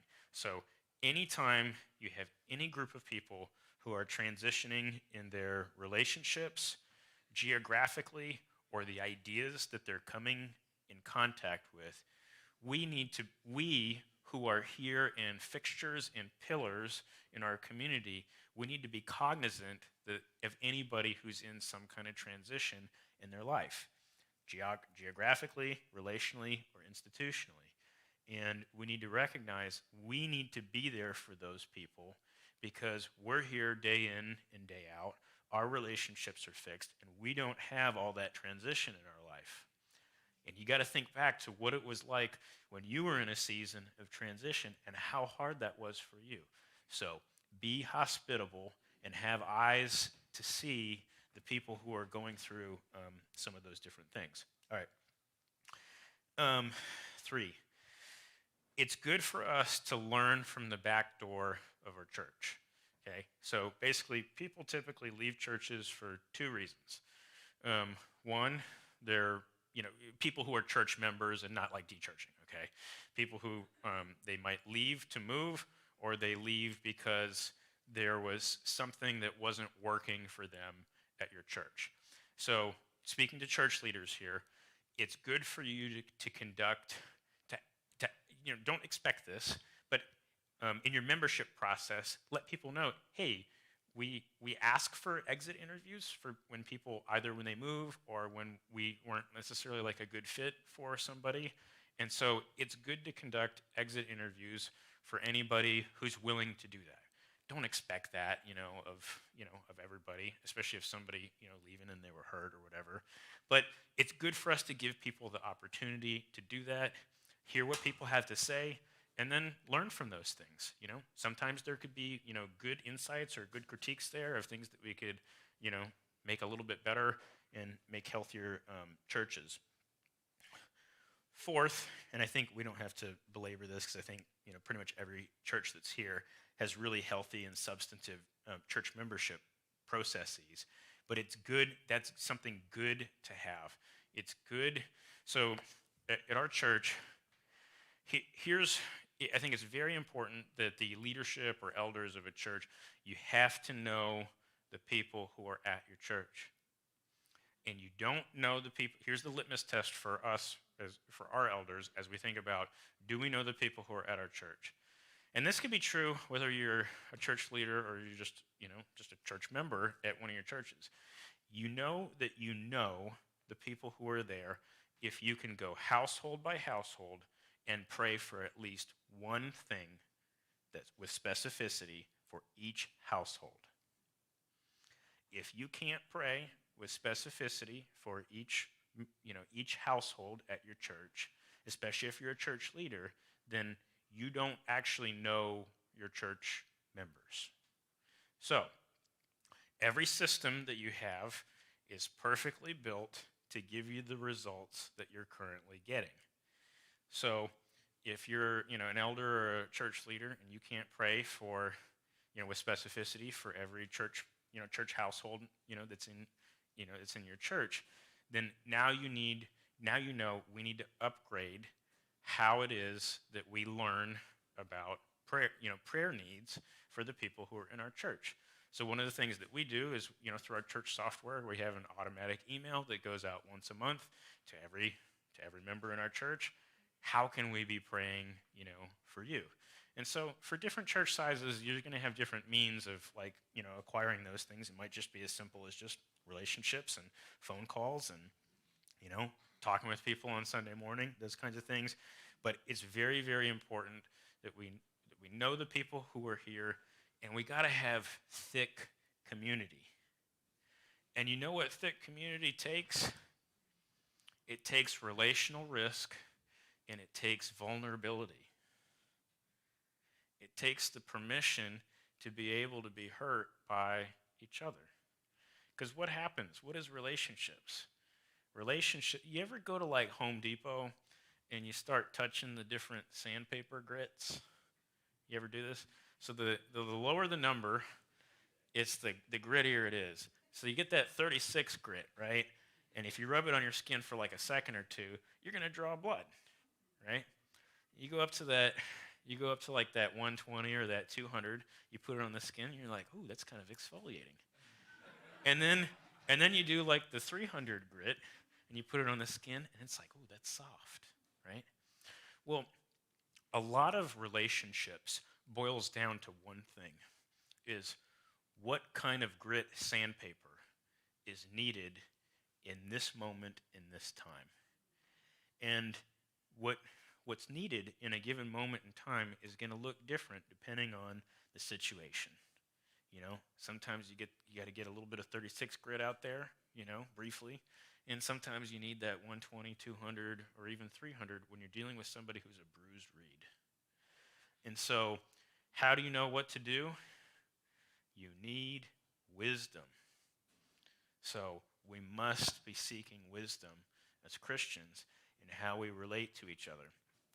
I want to talk about 6 different things that together, when you add them together, they create relational wisdom. And they relate to 6 key awarenesses, okay? First awareness is God awareness. Are you aware of, are you paying attention to God? Do we have a sensitivity to the Holy Spirit? Are we in His Word?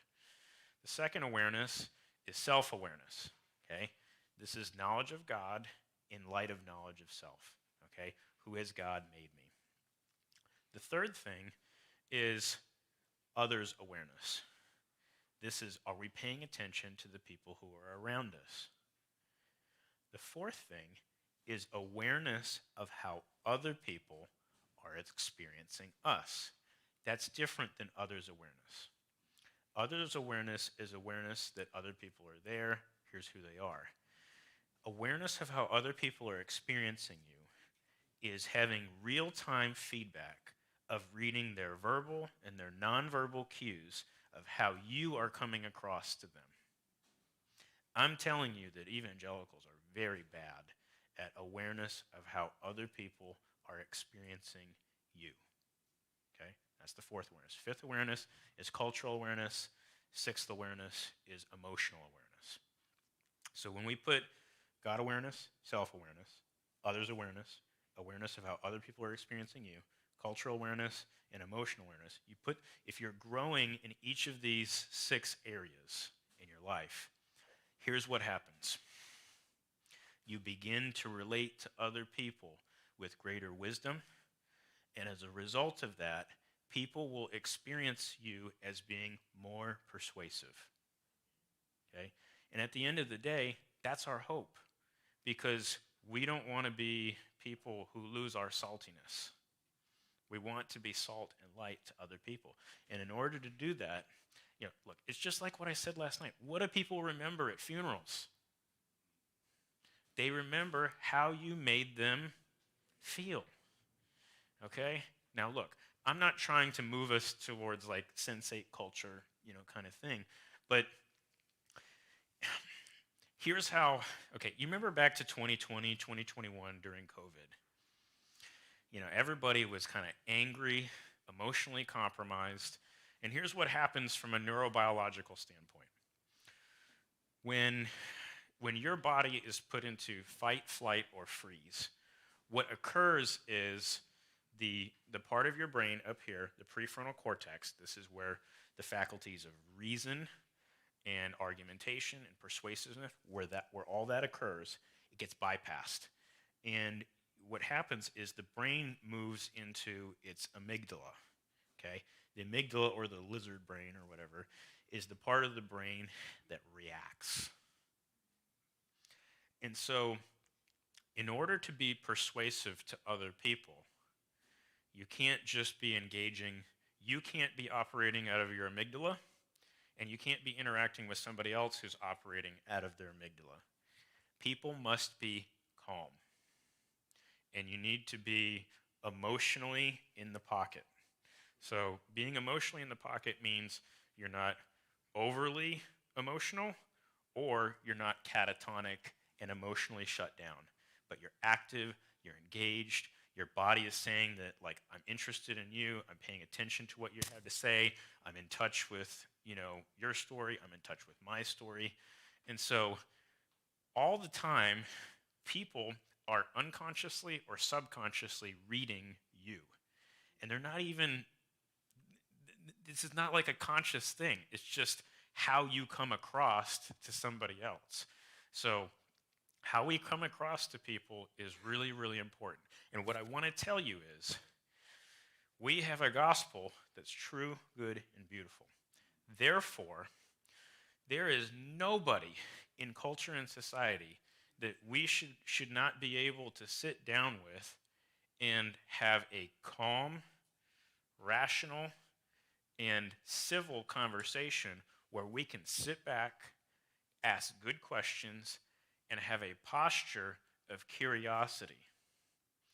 I'm very grateful for the late Tim Keller. He said something that kind of forever changed me in terms of how I thought about how I thought about some of these things. He said, it's good for us to always interrogate feelings of defensiveness. When I am tempted to be defensive, here's what I do. This is all Tim. He said, I trade my defensiveness for curiosity. So when we're dealing with people who have ideas, ethics, attitudes, worldviews, anything, or idols that are antithetical to what we believe, remember, these things cannot hurt you. Your salvation is secure. You know who you are in Christ. And what you have, you cannot be plucked from the Father's hand. And so it's perfectly fine for us to sit across the table and break bread with people who are deep sinners, who have radically different perspectives, who are saying things that are just wackadoodle. And you can sit there calmly and say things like, tell me more about that. What does this mean for you? You know, these things that you value, like, tell me more. Like, what does this do for you? Or how did you get here? You know, and you can just sit and listen with curiosity on these things, and you don't always have to. All right, let's just get straight down to the gospel, you know, right here, right now, and you know, just I'm going to fix this person here over this, you know, 45-minute lunch. You know, sometimes with people, you gotta put yourself in their shoes. Okay, if they're really far from the Lord, you know, they might not need all that stuff there today. I really like there's this guy Greg Kukul. He wrote this really helpful book entitled Tactics, and one of the things he talks about in that book is one of the goals that he has, particularly with people who are very far from Jesus, is you ever had the experience of having a pebble in your shoe? If you got a pebble in your shoe, what happens? Are you acutely aware of it at every single moment? Yes. And what do you want to do? You want to get that pebble out of your shoe. So I think this is a great analogy of a lot of times when we're talking with people who are far from Jesus, a lot of what God wants from us is just to get a pebble in somebody's shoe. Get something, you know, get a good question that's really just gotten them, you know, thinking, and it's really, you know, just begins to bug them and put them on a path to thinking more, thinking deeper, you know, doubting their doubts. So, yeah. So, anyways, all right. That's relationships. It's relationships, stupid. Okay. I'm going to send, this is going to be more of a ministry leader-centric resource. I'm going to send something that we call a rechurching toolkit to anybody who's ministry leaders here. This toolkit is basically like a 20-point audit for, here's 20 areas of ways that de-churched people had frustrations with local churches. And basically, we've got project management worksheets for each one of those 20 areas, where it's like, oh, here's some rails to run on. Here's an example of that. So if the number one reason why somebody, and this is not just for church leaders, what I'm about to say. If the number one reason why people de-churched was they moved, well, that's something that everybody here can make progress on, okay? Do you remember what it was like the last time you moved? It was miserable, right? You had to box everything up, you know, you got to get new doctors, new dentists, new schools, apply for this, you got to box everything up, you got to unpack it, maybe there's buying and selling a house. I mean, move's a four-letter word, right? So, you could be you could be a pastor, you could be the most Jesus-loving person on planet Earth, and you still have to do all those things when you move. But you know who doesn't have to do all those things is the people who aren't moving. So when somebody moves, that's a pastoral or a friendship emergency. And you have a role to play. You can help that person in what they're doing. And one of the ways that you can help them is start go on some of the good church search engines, you know, TGC or whatever, and start looking at in that new community where they're moving. Hey, here's 6 churches. All right, I'm going to read everything on all 6 of these churches' websites. And then I'm going to start listening to some sermons at some of these places. I might even send an email to some of the pastors of some questions of some things that were, you know, that I want to find out that I couldn't find on the website. You can do all that stuff for the people, you know, who are moving if you're not moving. And so one of the things in those project management worksheets is, what process do you have in a local church to keep pastoring the household that's moving out of your community so that you can have a proper handoff with a new local church in whatever community that person is moving to? What I have found and what Jim has found when we've talked to countless pastors across the country is almost none of them have a process for how to make that handshake happen. But in some ways, you're still that person's pastor until they come under the authority of a new local church. But we just assume like, oh, the moving van's gone and they're gone. No, but we got to stay with these people and we got to care for them so that wherever they're going, they find a good, healthy local church that preaches the Bible and, rightly administrates the sacraments, where it is that they're moving. All of us here can help our friends as they move to a different place. If you love and care for somebody and they're moving away, show them that you do that by caring for them in their next season and the next chapter of their life. Now, there's two kinds of moves. You got arrivals and departures, right? So, how do people find your church? Do you help? Every one of us here, when you see somebody that's moving into the neighborhood and you see that moving van and those different kinds of things, that person's at risk. And who knows what their story is. So go and be hospitable, bring them cookies or like, hey, here's a couple things that, you might need or whatever, or I got tools, or, you got to put that stuff together from IKEA, I'll, bring whatever, you just bought at IKEA, I'll put it together for you, whatever it is. There's a lot of things that we can do for people when they're moving. So be hospitable, it's anytime somebody's coming in. And then if you're a church leader, you got to think about like, well, how does somebody find our church? And then everybody who's here, like, do you love your church? If you do, tell people about it. Hey, it doesn't have to be any more complicated of like, it's like that question I said last night, like, are you a person of faith? If somebody says yes, like, that's awesome. That's really cool. Like, I'm a person of faith too, and I love my local church.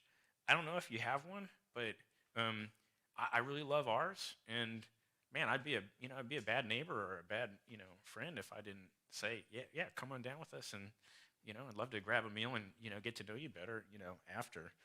Those are easy things to do. That can be very natural. It doesn't have, you can use that exact script, So, anyways, but it's good for us to know when people are at risk. It's, transitions in life, moving, transitions related to relationships, institutions, and geography. Those are all emergencies for us as if we're friends or if we're pastors. We have to also just think like, yeah, how do people find us? Okay? Like, if we're not out there doing the work of telling people about, hey, I'm a beggar, I found bread. Like, people are gonna starve. So, y'all, this is not rocket science. Like, if, we're called to be fishers of men. So go fishing. If that's who we are, then go fishing. And you know what? Do you love people? I love people. I think people are awesome. I want to know more people. So, get to know more people. Like, people are cool. Their stories are amazing. Humans are awesome. What they're capable of. So, like, get energized, by that. If you're introverted, that's fine too. Do that in the most introverted way possible. You don't have to be extroverted, in these things. Let's get together and crochet,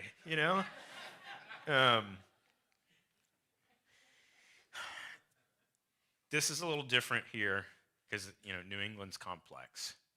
But if you do have, I think it is helpful for us if we do have facilities to be generous with how we use our facilities. And so if there are ways that in the broader body of Christ that we can help other churches get started or be hospitable to other churches, if we have resources, let's be kingdom-minded with the resources that we have. I just think it is the coolest thing to me that you guys get together for Good Friday, that you're doing this here together, the other thing that you had throughout the year, or doing the joint youth thing. I just think that, so I cut my teeth on staff with Campus Crusade for Christ in Europe, and the situation over there was just so dire of, how bad the spiritual state of things was. It was like, I can't remember who I was telling earlier, but it's like, you kind of believe in justification by faith alone ish. It's like, cool, let's get let's get together. And so I think because of the spiritual climate in New England of being in a much worse state than other parts of the country, I think it's good that you guys all recognize that you need each other as other local churches here in this Metro West area, because you do. I think one of the luxuries of other parts of the country of the situation not being so dire that we don't really need each other and we can function like silos, and not know the other pastors and other Christians in our community, I don't think that that's good. So I want to affirm what you guys are already doing and say, yes and amen. You guys are doing a great job of that here, and more of this.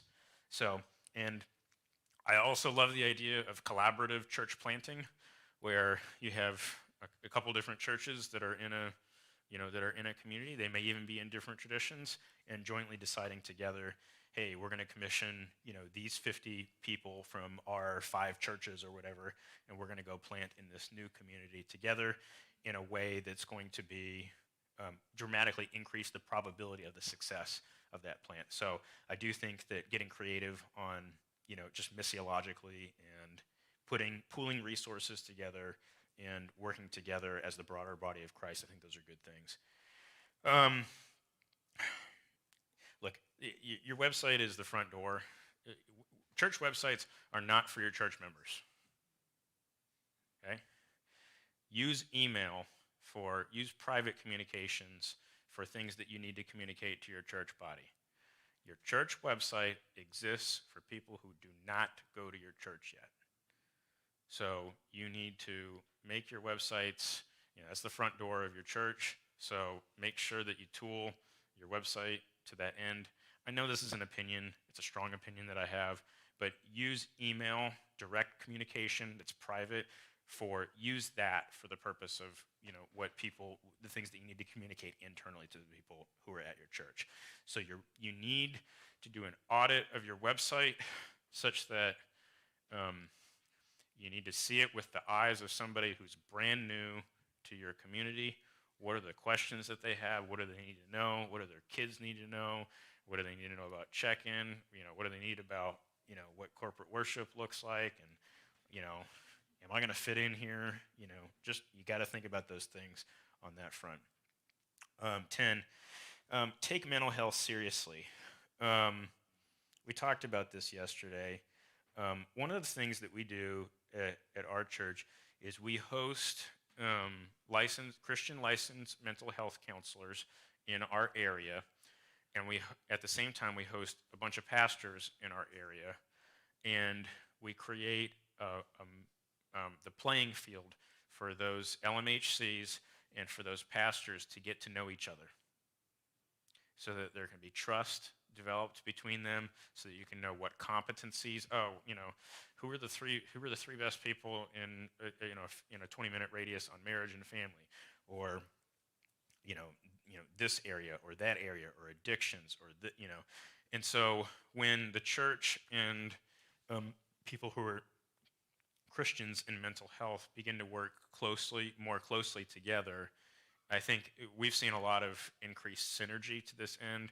We also created, and it's on our website for our area, is a PDF that has here are some of the best counselors who are Christians in our area. Here's what the areas of specialization are for each of those things. There's a lot of opportunities for the church and people who are Christians in mental health to work closer together.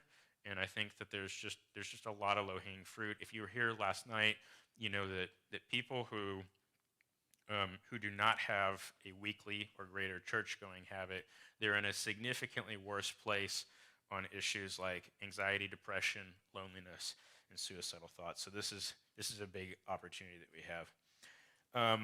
And then the last of these things is, it's okay for us to have an exilic posture towards culture and society. We don't have to be at the apex of power in order to have influence. And when you think about the church history, think about it, have any of you read Rodney Stark's The Rise of Christianity? Maybe. I see Bill in the back. That book talks about how did Christianity go from an obscure sect of Judaism to the most dominant religion in the Roman Empire in under 300 years. And they did it by operating from a bottom-up perspective on how they related to culture and society. So Christians were the only people who treated women and slaves with any sense of dignity, respect, and co-equality. They were the only people who stayed in the cities and practiced medicine when there were plagues. They suffered under persecution to the point of death. And the cost of discipleship was very, very high. And so there was nobody who were just kind of what he calls free riders. There's like 7 other things that he talks about there. But here's the point. Christianity became the most dominant religion in the Roman Empire in the first 300 years of Christianity so rapidly because we had an exilic posture. We were strange. And we were not the top. But we remained faithful under very hard circumstances. And we did a number of things that were right, but were not popular. And so I think it's important for us in a time when people are afraid and fearful. What that does is that drives you to potentially want to compromise culturally. Whether that means, I'm going to seek safety in this or seek safety in that. Like, we have to remain faithful to the ethics, the kingdom ethics that we have received. And so that's going to make us weird sometimes. We might not necessarily land cleanly in this tribe or this thing or that thing. And so it's okay for us to have a posture that's exilic in nature, where we're strangers and sojourners, and we don't necessarily fit, in some super tidy box. And that's okay. But the hard part about that is this. You have to be secure in who you're, in what it is that you worship, and who that is, and that you have meaning, identity, and purpose as a child of God, adopted into the King's family, and you don't need anything else. It's in addition to that. It's Jesus plus nothing. We don't need anything else. There's nothing else that we need. And so, that is what allows us, imagine in a world that's chaotic, that's fracturing, that's contentious, where people are emotionally dysregulated. Here we are these pillars of calmness, of security, of clarity, and of joy. Tell me that is not something that is not attractive, that is not persuasive, that is not beautiful, that other people are going to be drawn to you. So don't get sucked into the temptation of getting deeply dysregulated in your emotions about this, that, or the other thing. We are adopted into the King's household. Our life in this life and the next is 100% secure. Nothing can change that status that we have with him. And so this should give us tremendous confidence, even with dealing with people who are diametrically opposed to who we are and all these different kinds of things, to be able to navigate those relationships and those circumstances with tremendous relational wisdom. We're close to wrapping up here. This is a little bit more for church leaders, these pink ones, and I'm not going to cover all these things. But I want to say this. We need 2 things at the same time: doctrinal clarity and missional impulse and activity. So I'm a Reformed Baptist, in terms of the tradition that I'm in, and they're not really known for being strong on the missiological, but they're very strong in terms of having very strongly held opinions on doctrine. Okay? Well, it's good for us to have doctrinal clarity, but we also have to have, that outward impulse as well. And we need, also within doctrine, there's the positions that you hold, but there's the posture that you hold those positions. You ever been around somebody, two people who are in maybe a tradition and they hold to the same doctrinal statement of faith, but how they hold those doctrines, you experience one person to be, really emotionally dysregulated and the other person's really calm about it. That's posture. So how we hold the doctrinal positions that we have is very relevant to how people experience us. And so what I want to tell you is have your positions, but be mature relationally in how you hold those positions with respect to your posture, okay? So we need to be missional and confessional at the same time. Confessional is a fancy way for us to say, hey, it's good for us to know the creeds and confessions of our faith. The Apostles' Creed, the Nicene Creed, whatever tradition you're in, whether that's the Baptist Faith and Message 2000 and the SBC, or I'm 1689, the London Baptist Confession of Faith, or if you're Presbyterian, the Westminster Confession of Faith, or the 39 Articles among Anglicans. Anyways, there are no shortcuts here. We can never get away from the two basics of the Christian faith of evangelism and discipleship. Now, what those two things look like over time, it's always going to be dynamic, and what the needs of the hour are going to look different, because the idols of the people that you're interacting with are going to look different.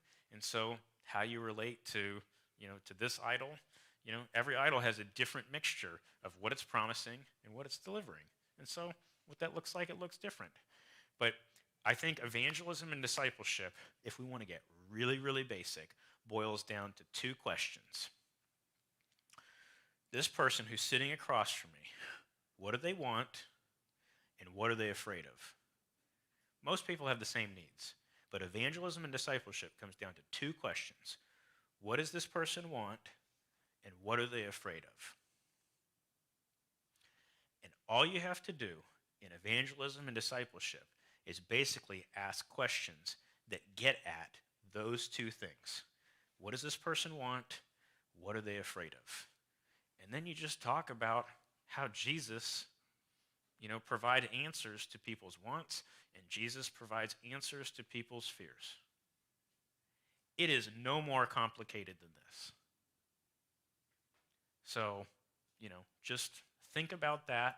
Now, you can't just ask somebody, hey, what do you want? What are you afraid of?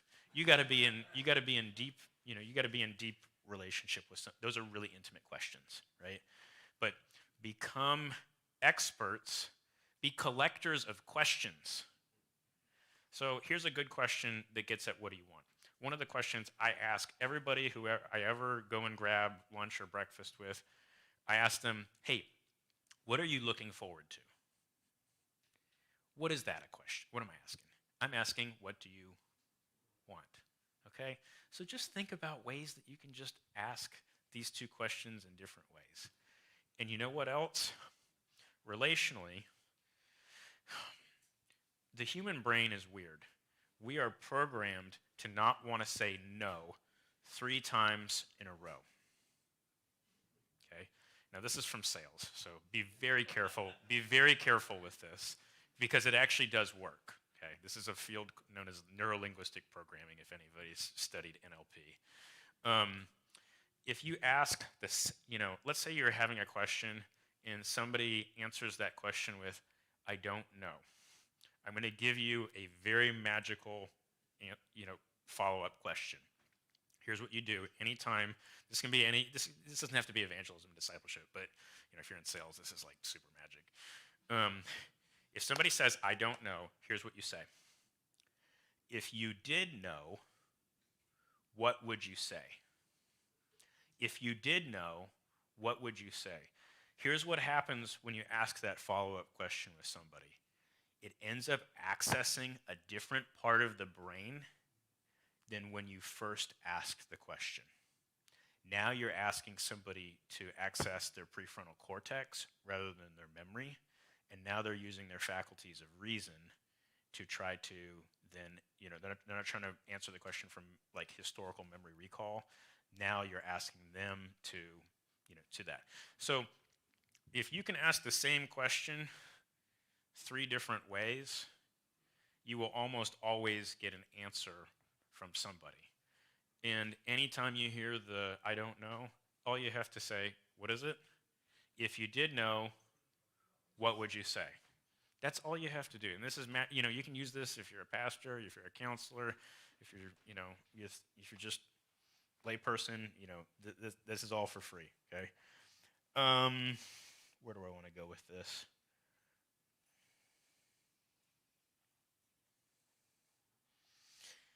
These are people who are all in transition.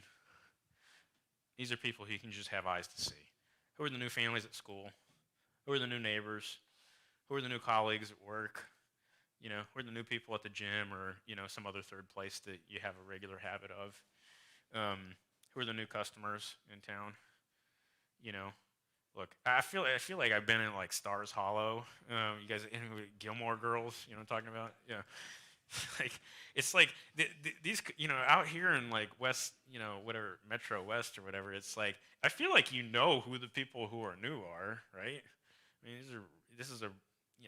most people here seem like they're fixtures. So it's like, when there's somebody who's new, pay attention and care for those people. Remember what it was like for you. So I'm just going to land the plane right there. We can, have, kind of open Q&A on this. But what I want to say more than anything else, before I take the first question, is I want to inspire and leave every one of you with tremendous hope. I believe that the soil is getting easier in spite of everything that we're seeing. So as things get crazier in culture and society, remember that that's actually probably lowering the bar and making the soil more fertile for the seeds that we're going to be putting in it. And further, I want to inspire you to take relational risk. There's no fruit without risk. And you just got to do it. And the thing that keeps you from taking relational risk is typically fear of man. What happens if I enter this conversation and it goes sideways, or it doesn't go well, or it hurts things? Well, you know what? Who knows what the outcome is? What I'm telling you is, in most situations, the risk is worth taking. And if it's not, you're probably going to know. You just got to exercise some relational wisdom. That 4th category of, being aware of how other people are experiencing you, read the body language, read the cues. You'll know. If people are giving you like the real stop signs, fine. Obey the stop signs, But you have got to take relational risk. We have to put aside the fear of man and prayerfully give those things to the Lord, and we have to be willing to take, relational risks with other people. And sometimes there could be real-world consequences for those things. Maybe, you're viewed differently, in your office or at your work, or look at this, here's this, backwards regressive evangelical or whatever. Like, those are real risks. Or, maybe if you're younger, you're afraid of being canceled on, on the internet or these kinds of things. Could all those things happen? Sure. But what I'm telling you is that I believe that the soil is getting more fertile, and I believe that this is the time for us to exercise relational wisdom. And who is it that the Lord continues to put right in front of me over and over and over again? And what does it look like for me to have a natural next step to move towards that person with some kind of faith-type conversation, or whether that's the front door of the church, the side door, or just moving towards them with increased relational intimacy. With those things being said, I get off my soapbox, and let's open it up for a little bit of Q&A. Yes?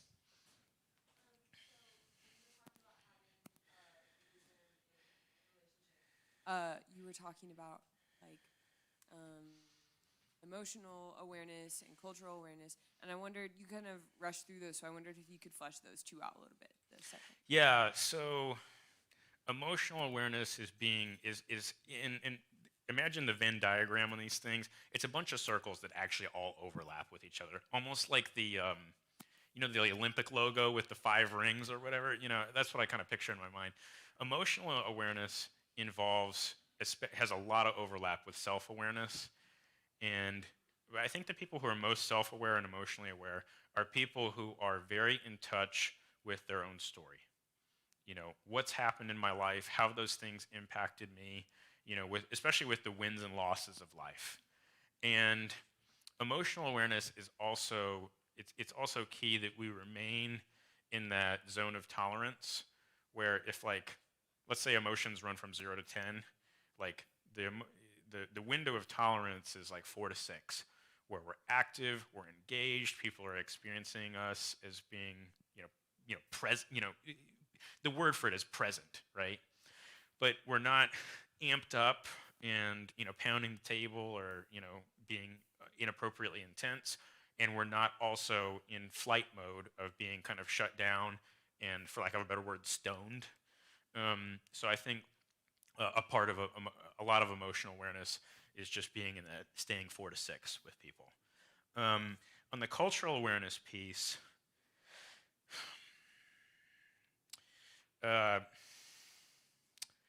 Infinite Jest, David Foster Wallace. He had a speech. He committed suicide. He was not a Christian. He was an atheist. But he had this whole speech, his "What is Water" speech for the Kenyon College graduation is fabulous. And at the beginning of that, you can watch it on YouTube. And he was a brilliant cultural commentator. And I wish that he would have lived longer because I think he would have found Christ. But at the beginning of that speech, he tells a parable. And the story goes, there were 2 fish swimming along, and the older fish said to the younger fish, "The water is fine." And the younger fish said to the older fish, "What is water?" I'm going to say that again. 2 fish swimming along, older fish and younger fish. The older fish said to the younger fish, "The water is fine." The younger fish said to the older fish, "What is water?" Here's the point. Water is culture. We're so immersed in something sometimes that we can't even see what it is. One of the things that was most beneficial in my life was starting ministry off after undergrad overseas with Campus Crusade for Christ, now Cru, because I had no idea how American I was. I had no idea. And then later on in life, having, adopting black children and having dramatically different relationships in my life, I had no idea how white I was. And I didn't even know what those things were, and I didn't, and my frame and posture towards society was mediated through all these, I didn't know what water was. And so I think cultural awareness is about taking the subconscious or unconscious aspects of culture and making them conscious. And the only way that you can really have cultural awareness is by having deep, intimate relationships with people of different cultures. And so there's no shortcuts to this. And the only way that you can have that awareness is by having non-defensive, curious, deep, intimate relationships with other people from other cultures. And in the absence of that, you will never have cultural awareness, because you have to have curiosity of how other people experience the world. When I was in Italy, they were close talkers. And I didn't, everybody should be at 36 inches, But it's you're talking with somebody and it's it was 12 to 18 inches, right? And men kiss other men. When you're in Italy, it's the right cheek then the left as you're looking at them. In Spain, it's the left and the right. And it gets real hairy when when you get a Spaniard and Italian together. Okay, do I defer to you or whatever? We had some, because it's we had Spanish students, who were on study abroad, and okay, whose rules are we following here? Anyways, but like there was just a different, the different rules about space and time. Every culture has rules about space and time. So in Italy, when I was in Germany, everybody showed up like, on time or early because that was a cultural value, okay? Punctuality was about respecting the other person. Now, in Italy, nobody ever showed up on time. And here's why. They had a different cultural value. The cultural value there for the Italians is Italians never set end times on meetings with people. And so every meeting with another person, to respect them, means you let that conversation run its natural course. But what happens when you do that is you end up late to other people that you're meeting throughout that day. So which of these cultures is right? Are the Germans right or are the Italians right? It's neither, okay? But this is and there's like billions of things just like this, but you don't know any of those things until you have, deep, intimate, non-defensive, curious posture with other people, and especially if you're a part of in every society, there's dominant cultures, and then there's subdominant cultures. And in terms of cultural awareness, when you're a member of the dominant culture, it's incumbent upon members of the dominant culture to put themselves in subservient positions under people who are a part of the subdominant culture. People who are in the subdominant culture have to, in order to survive, understand the rules of culture of the dominant culture. So subdominant cultures know the rules of the game for the dominant culture, because in order to live in that society, they have to know the rules of the game. But the people who are a part of the dominant culture, they don't have to learn the rules of the people who are in the subdominant cultures. And so it's incumbent upon people in the dominant culture to be able to put themselves underneath the people who are in the subdominant culture in order to acquire cultural awareness. So none of that is like critical race theory. None of that is like DEI or whatever. This is just common sense, okay? And so, if you want to see, your churches reflect greater, look more like your communities, well, you got to have people who are a part of the dominant culture being willing to set aside their preferences and have a curious, non-defensive posture towards people who are a part of subdominant cultures.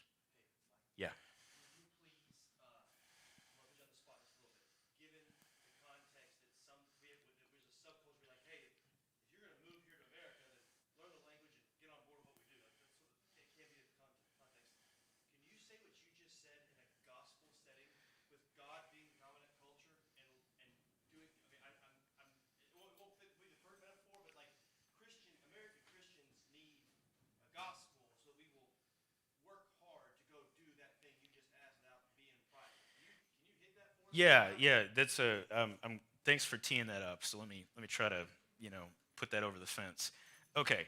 So what is humanity? Why are we here? We are image bearers who are meant to be imaging God in every aspect of life, and our future is this. Our future is the kingdom of heaven. And in that future kingdom, what God has done and why he has created all of these different cultures is all the, in the Greek it's pantata ethne, all the nations. God has created all the nations, and he has sheep in every single one of them, because what he has created for himself is a body that reflects his triunity, his unity and his diversity, 3 persons, 1 nature. And so he's created all these different cultures that have all these little differences, between them, because he values that, and he values that because he is that himself. And so what we have is, what is the church? There's no church when you look at Revelation 21, what happens is the kingdom of heaven descends upon earth. And you know what there is? What it says in Revelation 21 in the text? What is there no longer there? There is no more temple. Okay? So, what happens is what we're doing in church is we are practicing and we are previewing that future kingdom. And in that future kingdom, it's all of the nations gathered around the throne of God. And so, if that is the future to which we are practicing, then it's incumbent upon us as part of our ethic to be able to imagine what that would look like and then act in a way that we're pursuing having the way that we relate to our communities and the way that we relate in our churches to begin to image that in a preview of what is to come. Is that where you wanted me to go? Okay. What, one more question? Real quick, so like a lot of what you said is conversation is religious based. I know one of the things in the book is the C's, right? So comprehend, then critique, and then correct. Yeah.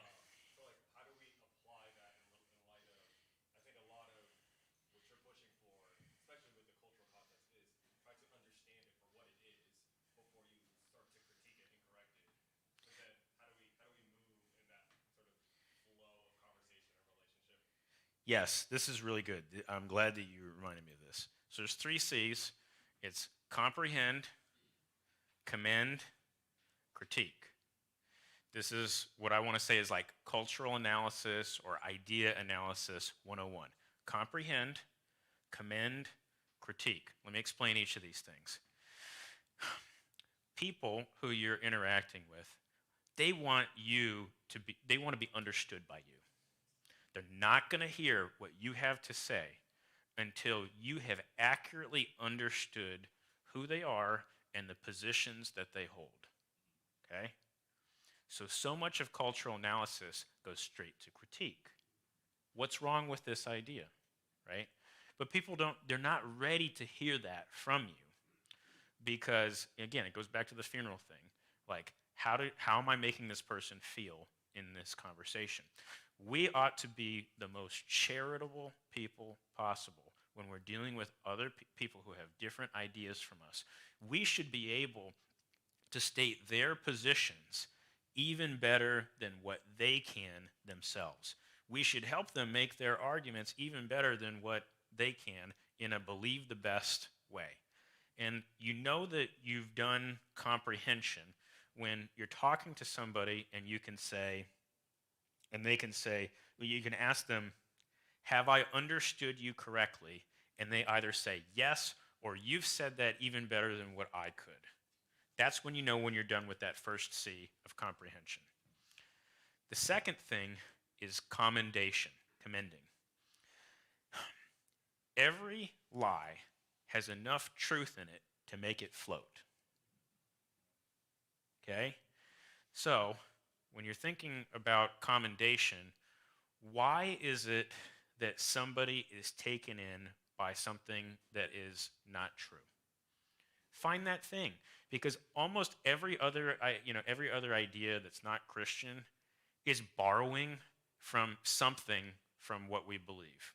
Find that common ground. Like, find that place where it's like, yeah, here's something I really love about what you just said is, this, and this. I think you're 100% right about this. Or, and you say it this way, and I think we have a term for that too in my tradition, and it looks like this. And I think what we're doing here on this is saying something very similar, or even the same. Then we can, after you've understood what you're interacting with, you've found the places of agreement, then you can move to places where, yeah, we're different. We've got some disagreement. And that's where and you're just walking through, again, it just goes back to sandpaper, You're just walking through different grits of sandpaper, in those things, and you're starting with the finer grits, and you're moving your way through. And so then you can get to places where you've got friction or you've got disagreement, and you can go about those things in ways, again, that are calm, that are non-anxious, and you're doing these things from a posture of personal security.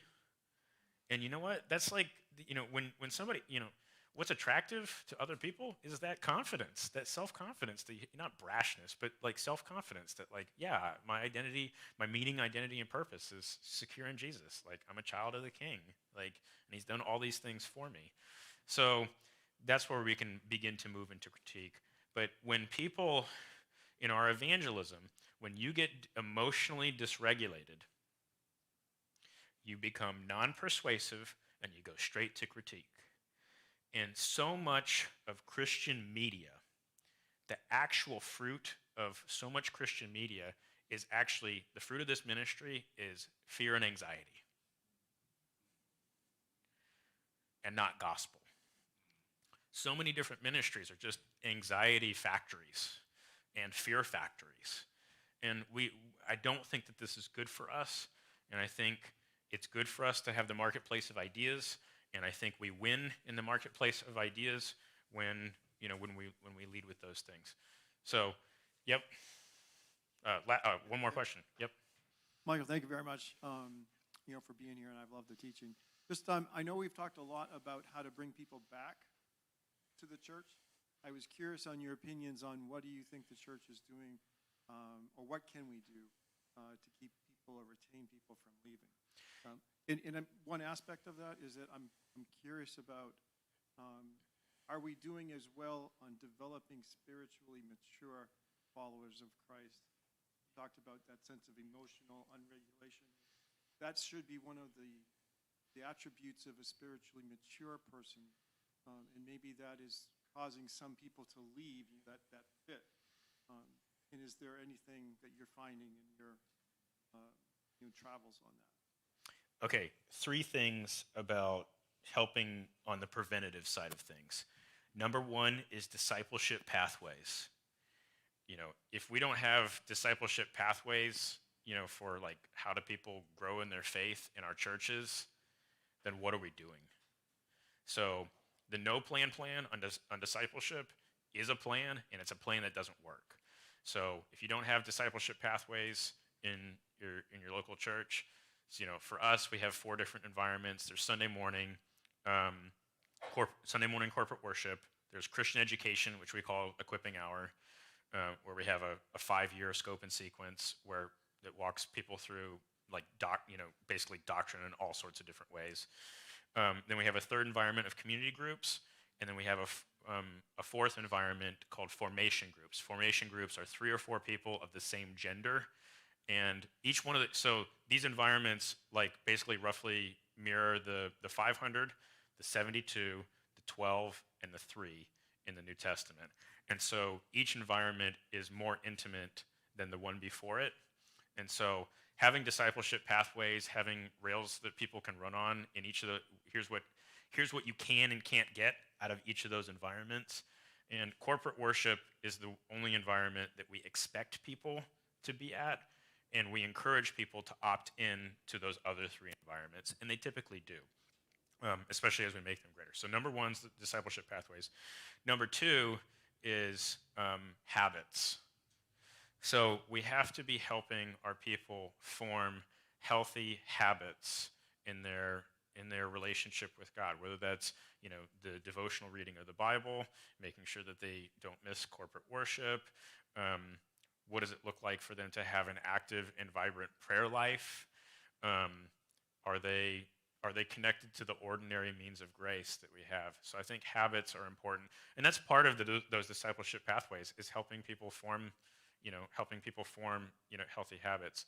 The 3rd thing is just always improving the health of our local church, and how can we, just consistently be like 1% better than what we were the month before or the quarter before, and always having, especially if you're a church leader, do you have feedback loops for how we all do this at work, but like we need to do that in church too, of like, how are people experiencing our church? How can we help them?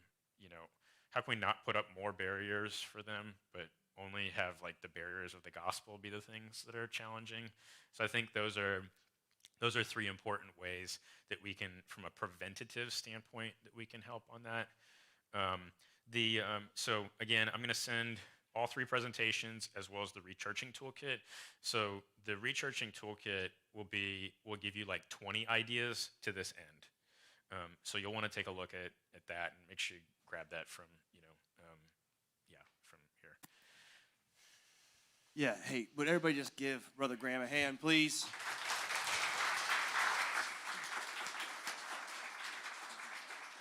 We're gonna come on. The band's gonna come up and lead us out. The pastors just want to give you a quick tidbits, real fast. Things we held on to and learned. The things from my Baptist perspective, I'm really stoked that we gave you guys Sunday school and discipleship. Also, really stoked that we don't have problems with divisiveness because we're dumb. I was pretty pumped about that too. So, a lot of pride, a lot of humility for me as a Baptist. But on a more serious front. Really thankful for, I'm going to take relational wisdom and relational risk with me because I need both, and I need a bunch of the first, and I'm not sure I risk enough with those relationships around me to get to the gospel conversations we need to have to help you both not be de-churched and come to Jesus. Yeah, thank you guys. Thank you all for being here.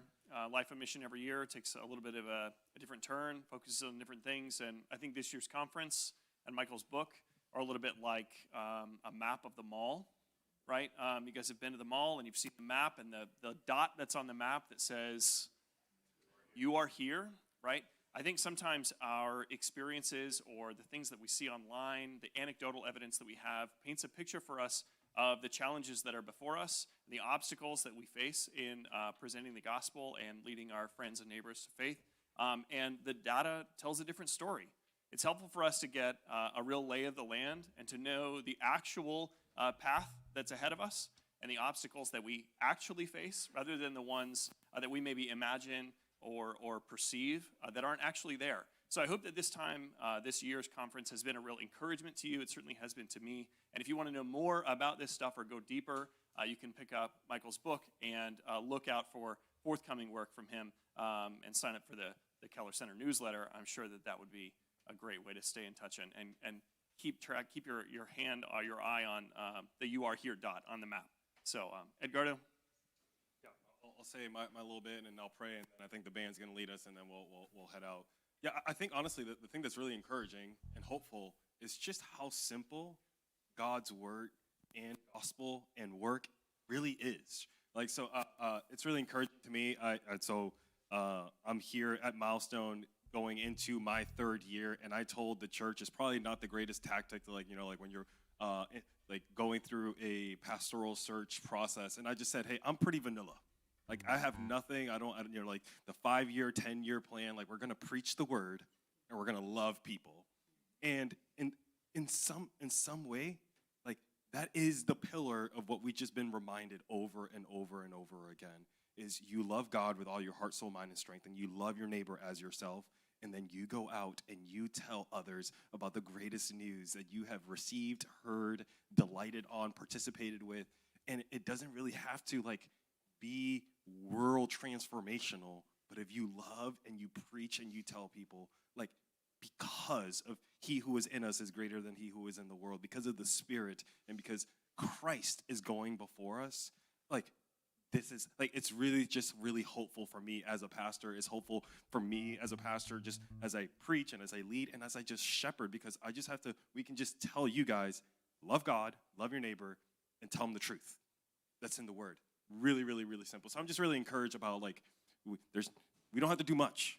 You just have to believe in those two things. Believe in the Lord, love, and tell the truth. Just open the word, tell them the truth, how you experience it, how you see it objectively, subjectively. So I'm just really encouraged by that. So in light of that, I'm just going to say a word of prayer, and then the band is going to lead us in one more worship song, and then we will be dismissed. Lord, I thank you that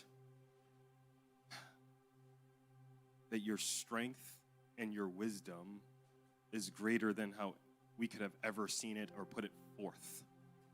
That it seems like foolishness. It seems like souls won't be won just by mere love and truth, and yet that is the wisest thing that you've provided for us. Lord, it seems weak, powerless to see ourselves as exiles, and yet it is the most attractive, compelling way for many who already see themselves as exiles because they feel isolated, they feel hurt, marginalized. And Lord, we can tell them that while we may feel isolated, exiled in this world, you promise us mother and father and sister and brother 100-fold now and in the age to come. Lord, that the truth of the gospel, because it witnesses to the one who is the way, the truth, and the life, is powerful and effective. Not our tactics, not our 12-step plan, but our God. So Lord, help us. Help us to leave feeling encouraged, hopeful. Lord, and even grounding that hope in the reality that our God died and rose again, and as Acts tells us, the pangs of death could not hold him. Lord, we have hope in you. Lord, challenge us, comfort us, give us wisdom from above to interact with our neighbors, our coworkers, with one another. As Michael's reminded us, to build those relationships individually and collectively as a local body. Lord Jesus, we love you. We trust you now and forevermore. It's in your name we pray. Amen. Would you stand as we sing one final song together?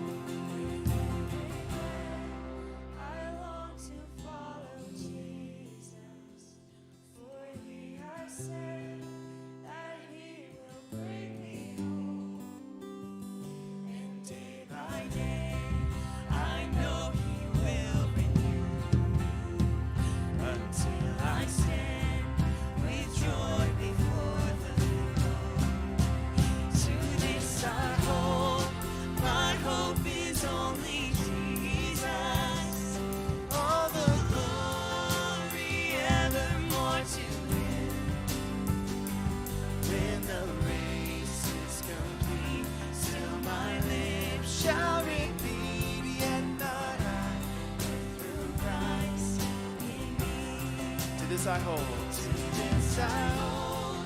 My hope is only Jesus. All the glory evermore to Him. When the race is complete, till my lips shall repeat, yet not I, but through Christ in me. The race is complete, till my lips shall repeat, yet not I, but through Christ in me. Yet not I, but through Christ in me.